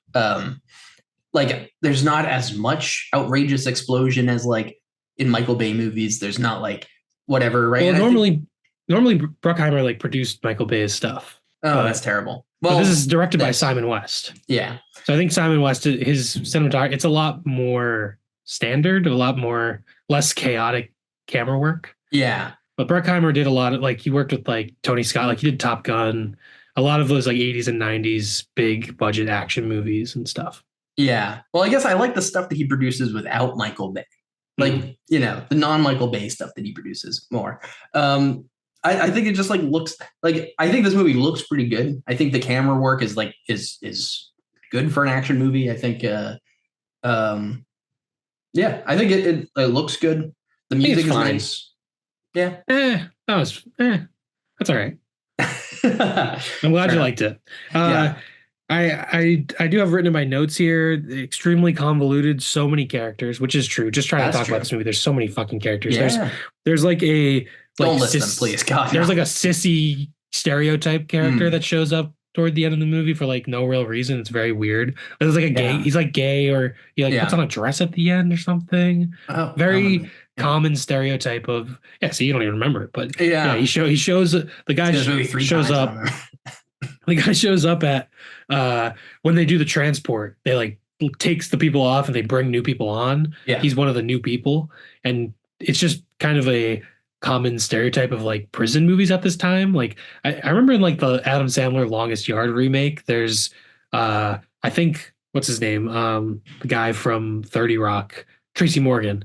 I think he plays like one of the like prison like gay guys, or like I don't know if they're supposed to be trans or cross dressers, or I don't know. It was a different time, so it's not necessarily they're not explaining that type of stuff. But it was just kind of weird to have that character in there, but then do nothing with it. Like why have Yeah. that? You know what I mean? Like Yeah. Yeah. um I also have written here, can't wait for Malloy to die. So yeah. Yeah. I think this is a common trend too with the characters is like the characters are just terrible. Like terrible people, right? Like the Yeah. good guys, the bad guys, it doesn't really matter. If you're not John Cusack or Nick Cage or um uh who was Cage's like buddy that he was trying to help the whole time? Oh baby, I Oh think. baby. Yeah, if you're not one of those like Who's three just people, a plot point. Again, yeah. top common stereotype, white guy with a black friend, and the black friend just exists to make the white guy look like a hero. Like Yeah, yeah. Yeah, literally very Nick Cage's like whole reason of staying on the plane, like sacrificing his own freedom and everything, isn't to like it's not to save, you know, I don't know, whatever. It's literally it just to get this guy his insulin. yeah. And to save the lady Yeah, guard who's gonna the be guard. assaulted. But Yeah. yeah. Um, So yeah, they use both those characters kind of just to make Nick Cage look like a hero, I guess. yeah. But yeah, if you're not like one of those like three, four people, whatever, like you're just an absolute terrible person. That is your point in this movie. Which is kind of like crazy. Yeah. Nobody's a decent person. Yeah. There's also Pinball played by Dave Chappelle, who's sort of the comic relief, but then he dies off pretty quickly and Yeah. yeah, whatever. Yeah. I did like toward the end, uh, Poe is talking to I forget who he's talking to, but they say like, "Well, what are you gonna do next?" He says, "I'm gonna save the fucking day." Yeah. Yeah, that was kind of funny. Yeah, there you go. See, that's why you watch this, right? Is for those small little things. Well, yeah, that was about 3 seconds of a 2 hour long movie, but yeah, also a weird thing that happens toward the end. The plane is like stuck in the sand because they had trouble landing it, and they have to pull Oh the yeah, that plane was out. Yeah. There's a lot that happens in this movie, um, but the movie's too long. they're it's only 2 hours long, but there's so much shit that happens. It's like one thing, boom, boom, boom, but it moves Yeah. like at a. This is a rare case of a movie that might be too fastly paced, where we're just there's too many characters and too fastly paced. But anyway, they're pulling the plane out of the sand, and so Diamond, played by Ving Rhames, we haven't even talked about his character, is sort of a black militant, and he like hates white people, I guess, but he also is working with Cyrus, and he Poe. I don't know. His character's a little underdeveloped, I guess, but they're pulling the plane out of the sand, and Diamond is whipping people like a slave master, and Oh man. you only see it in like wide shots. So this is clearly something that they shot and was like in the script, and then they were like, well, this is a little bit weird, maybe we should like cut this out, but it's in the wide shots so you can still see him like whipping them. And I don't know what was going on there. It's like a reversal, like now the black guy's whipping the white guys, and that makes him like bad because he's I, I don't know, but it was just weird that that was Hmm. there. Yeah, that is weird. This movie's fucking crazy. There's Yeah. so much shit going on. And at the same time that this is happening, like John Cusack is like, I don't know, that he's running around. Nick Cage is running around. Buscemi is with that little girl for no reason. Like, all Yeah. crazy. Yeah, there's so much stuff that's going on in this movie, and um like none of it matters. Uh the Yeah. end, all the bad guys are dead. That's it. That's like Yeah. There's it's crazy that they decided to add more characters in on that transfer. You know, like when they the first transfer, like kind of yeah. early in the movie, they're like, yeah, let's bring in. I think they say the transfer is supposed to be like 6 to 10 or something. Like they get 6 off and 10 on, something like that. That's crazy. They don't actually introduce all 10 of those characters, but like, why?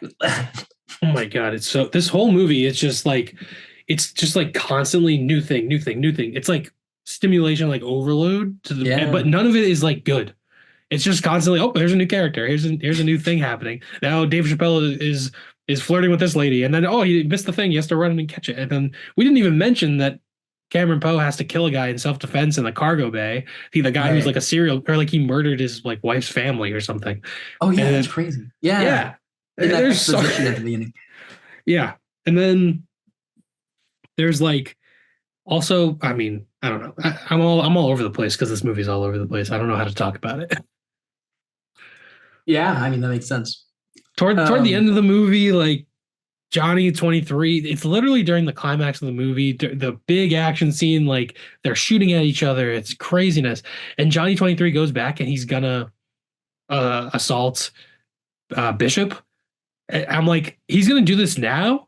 That makes no sense, but he's just gonna do it now because uh, so that Cameron Poe can save the day. And he says, "Don't treat women like that." And like got very silly, but but there is like an effect of that character of a very, I think, outdated way of looking at like rapists, I guess, as like these like that every rapist is like a he says he's raped like 600 women and he's like always like doing that, but in reality it's like more like quote unquote normal people in society that you just a normal guy could have whatever a normal guy, an average person in society could still do that. It's more pervasive than that, but it's kind of a an outdated way of looking at it. I think that every rapist is this giant monster, when in reality it's actually more nefarious that it could be anyone, and that's kind of yeah. what's more fucked up. But yeah, this movie it does not is not that not taking anything that complicated. It's everything is oversimplified in this. Yeah, there's no, I mean, like, I don't know. I'm sure there's whatever. You can say whatever you want, but there's really no themes here. The theme is like, Oh yeah, yeah, good guy wins, I guess. But like this is not like a thematic movie. This isn't like you're not like trying to dig deep into anything here. This is a turn your brain off and like don't worry about the characters. Don't worry about anything. There's like three people when they're on screen, you're gonna enjoy it. And you're gonna see a couple of cool things like they're gonna crash into Vegas City, you know, and you're gonna see a crane fall on a plane, you know, and that's, I mean, I think that's why you should sign up for this movie. and that's why you recommend it.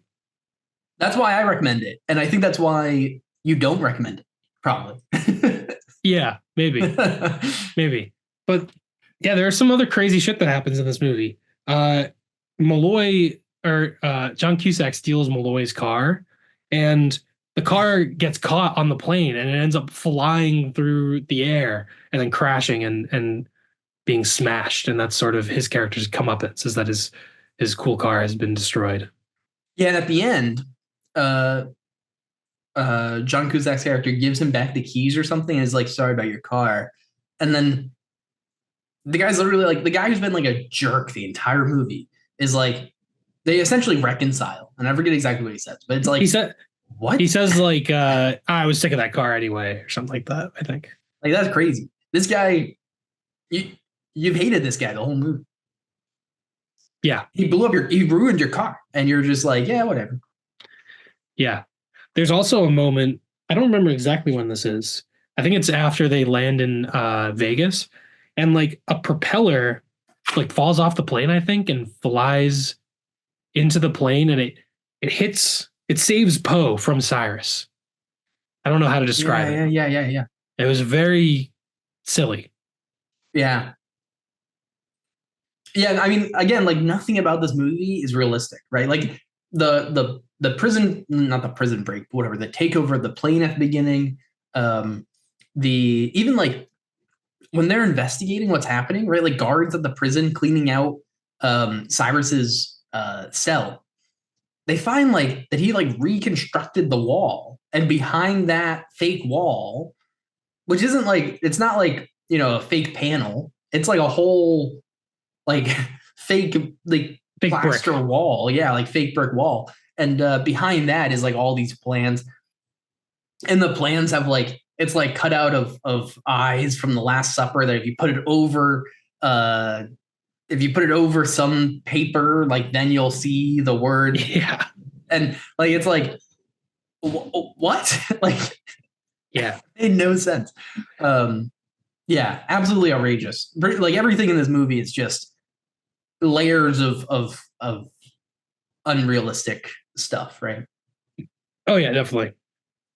I think part of this movie's um, approach to cinema is if we just keep throwing ridiculous, insane things at you over and over and over and over again, there's always a new thing. Always, then you won't be able to think about anything, and therefore you just go along for the ride as a completely passive viewer, and you just go along with whatever. I think that's the movie's approach, and I don't exactly like that. Yeah, But maybe I'm that's taking the fair. movie too seriously. If I had watched it drunk with friends, maybe it would have been more fun. That is fair. See, I think the last time that I watched it before this, I was actively drinking during like a Nick Cage November thing, right? But watching it solo again, like I said at the beginning of this, like I definitely am rating it quite a bit lower than my last one, because Mm. this is just, I mean, it's not a movie to sit down and like think about, like like Yeah. I took notes on this movie. Yeah. Like that doesn't Me make any too. sense. Like, Yeah. Right. Yeah. um, but like again, for me, I think it does have value as like as a throw it on type of movie. Like there's you don't have to pay any attention, right? There's like an explosion. There's like and I'm saying that, but like I hate like Transformers and like ambulance and crap like that, right? Like, but I don't know. I think this has a nice middle ground of it's not too overly visually stimulating, while you can still turn your brain off and like get some enjoyment out of it. But Yeah. for me, at least. I I get you. I get you. I yeah. With I that just being didn't. said, this is not cinema. Absolutely not cinema. A meme. But yeah. All right. Well, I don't know. I mean, I guess I did my rantings and ravings, and well, not raving, just ranting. Yeah. I don't know if I have that much else to say about Con Air. This is Would you be surprised that this was nominated for 2 Oscars? Well, you're telling me that, so no. But yes, I would be. Well, let me guess. Fair. Visual effects. Nope. Okay. Sound. Yes. Okay. Sound and well, I mean, probably best screenplay. I mean, logically, that would make the most sense. Um, no, I have no idea. What's the other one? One of the music ones, best original song or whatever, something. Oh, is there an original song on this? I think so. Yeah. Really? Okay. Yeah. It Interesting. might have even won. It might have won even more than just the Oscar for it. Hold on. Con Air. I'm pulling up the IMDb to check right now. Excellent. Nominated for 2 Oscars, nominated for Best Sound, and nominated for Best Original Song for the song "How Do I Live" by Diane Warren. I don't remember what that was. Yeah, me neither. All right, well, that is that. Just go. Hey, Suicide Squad also got nominated for an Oscar, so it is what it is. So this is twice as good as Suicide Squad. Perfect math checks out to me. Um, yeah. Anyways, that's pretty much it. That's Yeah. This kind of is a weird period of Nick Cage's career where he is really a movie star and he does a lot of these types of movies. He does The Rock, he does Face Off. He's doing a lot of these big action movies for whatever reason. This is that's kind of right after leaving Las Vegas. So I don't know. He sort of does his Oscar movie and then he's wants to, probably just they paid him a lot of money. yeah. Yeah, I mean, like, right? I'm sure, I didn't even look, but I'm sure this movie had a budget, you know? Oh yeah, definitely huge. Probably over. Well, I don't know, 90s money. I was gonna say like over 100 mil, but I'm not sure. I It should have it says, right here though. Wiki says 75 million, but that's, of course, 97. Hmm. So whatever Yeah, that means today. yeah. I'm on the IMDb. I don't know if it normally says Adjusted. somewhere. I thought. Yeah, it says budget estimated 75 million, and in the U.S. and Canada, it made 100 million, and worldwide, 224 million dollars. Wow. So pretty successful movie. Amazing. Monetarily. Amazing. I mean, won 2 Oscars. That doesn't tell you, you The know? masterpiece. Well, yeah. Anyway, I guess should we Yeah. get to our ratings? Yeah. What'd you give it? I gave it 2.5, which after all this ranting sounds very high. I feel, but I don't know. For whatever reason, I gave it 2.5 stars. I thought it was pretty mediocre for the most part. I guess I like John Malkovich in it, and it's like competently shot. You can see what's happening for the most part. Yeah, it's not like Ambulance, you know? You can see what's going on. Yeah. Yeah, fair enough. So in context, the last time that I watched it, I rated it 4 stars on Letterboxd. I think this is like the epitome of context matters, right? Like, again, that is like I've already explained that's kind of how I watched it, right? I think this is a great Nick Cage November movie. You know, if you're gonna be drinking with friends, like, put this on, right? In terms of watching it for a podcast where we're talking, like, we talked about this alongside a Miyazaki movie. Yeah. So yeah, I give it 3 stars this time, which is a big jump, but I don't know, like, the context is just very important there. Yeah, that makes sense. Yeah, I Seems still high, enjoy seems it. high to me, but that's okay. See, I still enjoyed parts of it, but again, also I think part of it too is like I just watched it recently. Yeah. You know, if I'm not drinking with it doesn't really make sense to, you know, To watch. yeah, like, yeah. I mean, again, with like the podcast, not really yeah. I mean, there's nothing to dive into here. You're just Yeah. Yeah. Kind of the more interesting things would be more like people's careers where they like within the context of like Nick Cage's career or maybe Jerry Bruckheimer or something like that. I don't know. Yeah. yeah, yeah. Something to think about next time we have a movie like this, I guess, is we can talk more around the movie, I guess. Yeah, I guess. Oh yeah. But yeah. All right. Well, do you have a rating recap for Con Air? I do. It's got 58% Rotten Tomatoes, but 75% audience score. 6.9 on IMDb out of 10, and 3.4 out of 5 on Letterboxd, which brings it to an average on our system of 6.75 out of 10. That makes sense. I guess so. Yeah. Yeah. It seems high to me, but that's okay. The audience score, you know? Yeah. Exactly. Yeah. All right. Cool. Well, I guess that's Con Air. That was Porco Rosso. Pork on air, Rosso. There's a pork on air, and it's red. The crimson Con Air. Yeah, crimson. All right. Anyways, moving on. It's time for the cup. I guess it's time for the category cup. We do have an announcement. Yes. With recent, this is nothing against Miyazaki, but we've watched a lot of Miyazaki recently for the podcast. So there is a category in our cup that is Miyazaki. And if we pull that, we will be skipping it this time. We'll put it back in the cup so we can get it again. Yeah. But just because we watched so much of it recently, so many Miyazaki movies recently, we're going to pass on this one. Yeah, originally I think when I put in Miyazaki and Studio Ghibli, my idea was that we could talk about a non-Miyazaki movie maybe, but then we ended up doing double Miyazaki. So I think at least for 1 week we can disqualify him preemptively. Also, just about the show real quick. We do have a plan. I think we're going to be talking about Warfare coming up soon, maybe Sinners, some stuff, but soon we do want to do a Stanley Kubrick tier list for a half episode, maybe a month from now. Uh, so that should be fun. And I also think maybe when November comes around, we could do a Nick Cage movie tier list, Wow, that would be which crazy. we might want to plan for ahead of time because would probably have a bunch of movies we would want to catch up on. Yeah. And he has such an extensive filmography. I think maybe we could just count movies that we've both seen. But I think there are some big ones that neither of us have seen. Like we haven't Yeah. seen Red Rock West or Leaving Yeah. Las Vegas. I don't think either of us have seen. I haven't seen Unbearable Weight of Massive Talent yet. We can make a little list maybe of what we consider to be. But I think that would be fun. We could do a tier Yeah. list for that too, potentially. Yeah, that'd be great.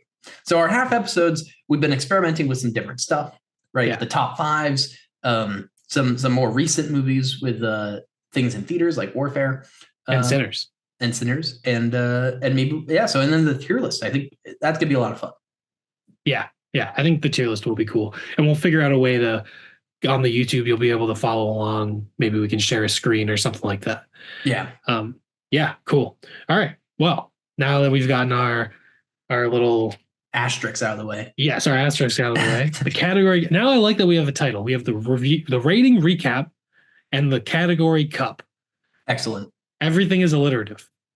Absolutely. Well, one just fell out, but I'm not going to pick it. Ooh, interesting. It would have been stop motion / claymation. Whoa. I was shaking it, and one just flew out. So that's funny. I put it back in. That's not a pull. You didn't pull it. No. Did not pull it yet. I didn't think that would be fair. Maybe that was supposed to be synchronicity or something. Whatever. Serendipity. Anyway. All right. If you pull it now, that would be serendipitous. That would be serendipitous. Oh. Well, we could have picked Con Air for this. Movies to watch under the influence. Oh, yes. This would have been a good one wow, that's crazy. Now, okay. This is going to change my opinion on should we watch these in that state? Oh, boy. I mean, probably, I guess. I mean, should we do like my experience with Con Air, right? Like that would have been maybe a good movie to watch under the influence, but it wasn't as good when you're not under the influence. I think so. Also, what are we talking about under the influence of what? Well, I'm probably going to drink. Okay. Well, dude, should we do movies like with a drinking game? Ooh. Oh. I'm trying to think of how to title this episode. I don't know that movies to watch under the influence. Yeah, drinking games. Yeah, drinking game movies, maybe. Yeah. All right. And that makes it a little bit easier to Google too, because I think we can find some people have ones probably laid up. I think that would be fun. Drinking game movies. Just to give it a little more, because otherwise you could watch a movie smoking weed or I don't know, doing other drugs that who knows. Yeah. But I think this makes the most sense. Like the Rocky Horror Picture Show kind of comes up pretty quick for me. Lots of fun stuff you can do with that movie. But drinking games are definitely one of them. I found a WikiHow article. How to play a movie drinking game? Just 25 movie drinking games. It's not really a WikiHow. It's more of a wiki list. But oh man, the Star Wars trilogy. Here are the rules for this one. It says take a sip whenever a lightsaber is turned on or off. Somebody mentions the Force. Yoda says something wise. You see a wipe transition. Somebody says, "I've got a bad feeling about this," or the Imperial March plays. It's a lot. Crazy. Yeah. That's dangerous. Oh man, Titanic. Jesus Christ. Oh man, that's not a fun. A lot of these are just popular. I'm looking at the same WikiHow. Yeah. A lot of these are just popular movies, I feel like. Some of them, I mean, like Mean Girls, I could see something there. The Hangover. The Hangover might be a good one. That makes sense. I mean, This Is the End. That's I haven't seen that one actually, but that's like a drinking game, I can imagine. Yeah, Seth Rogen and it's like they play themselves. Seth Rogen, James Franco, all of them. and then Yeah. it's like the apocalypse happens. Oh wait, do they find Bill Murray or something? No, that's Zombieland. Oh yeah, Mm. Spoiler alert for Zombieland. We can yeah. cut that out. I just remember a dead Bill Murray in the movie. Oh wow. Do wow. Yeah, they just picked like popular movies, I feel like. Half of them were like franchises too. Yeah. I feel like The Hangover wouldn't be like could be a good one. Yeah, For whatever reason, Project X is calling to me, but yeah. I Oh, remember I it being am. bad. Yeah, but I mean, maybe it's better when you drink, right? Maybe. Maybe. Could be. And we're back. Shane, what movie are you picking for our drinking games? I'm going with The Hangover. We had a long, arduous process. It was very difficult to pick, but I think The Hangover is a good choice. It's a funny movie. It never gets too serious. We had some other interesting options. The World's End by Edgar Wright was one that I was seriously considering, but it's a little too, it gets a little serious at points. The Hangover's a little bit more just ridiculous, crazy fun. Yeah, that'll be good.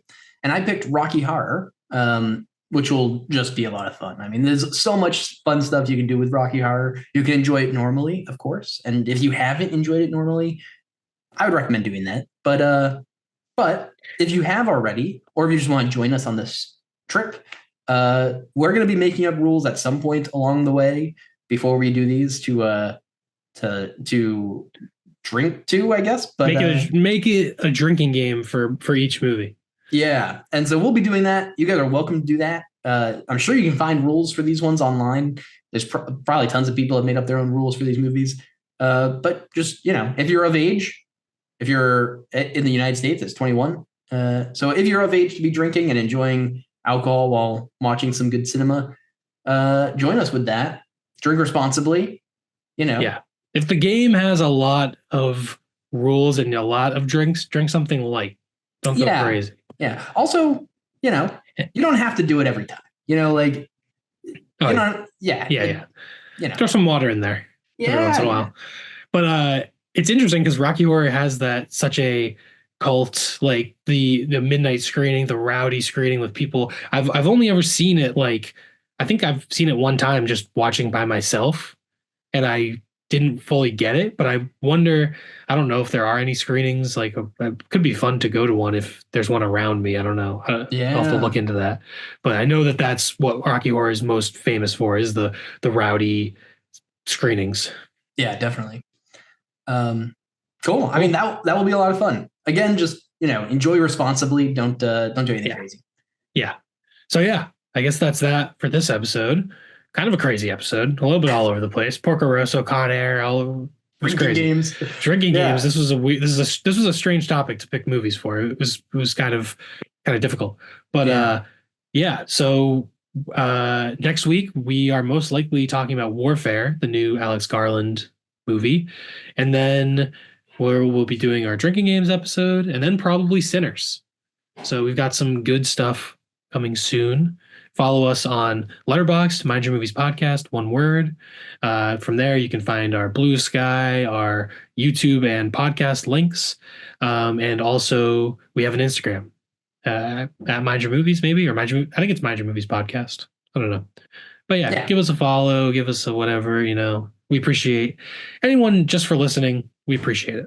Yeah, leave a comment down below. Let us know what you thought about Con Air or Porco Rosso or plane movies in general. Have you seen anything else that's good in the plane movie realm? I don't know. Let us know. And don't forget, you'd rather be a pig than a fascist. That's right. That's right. See ya.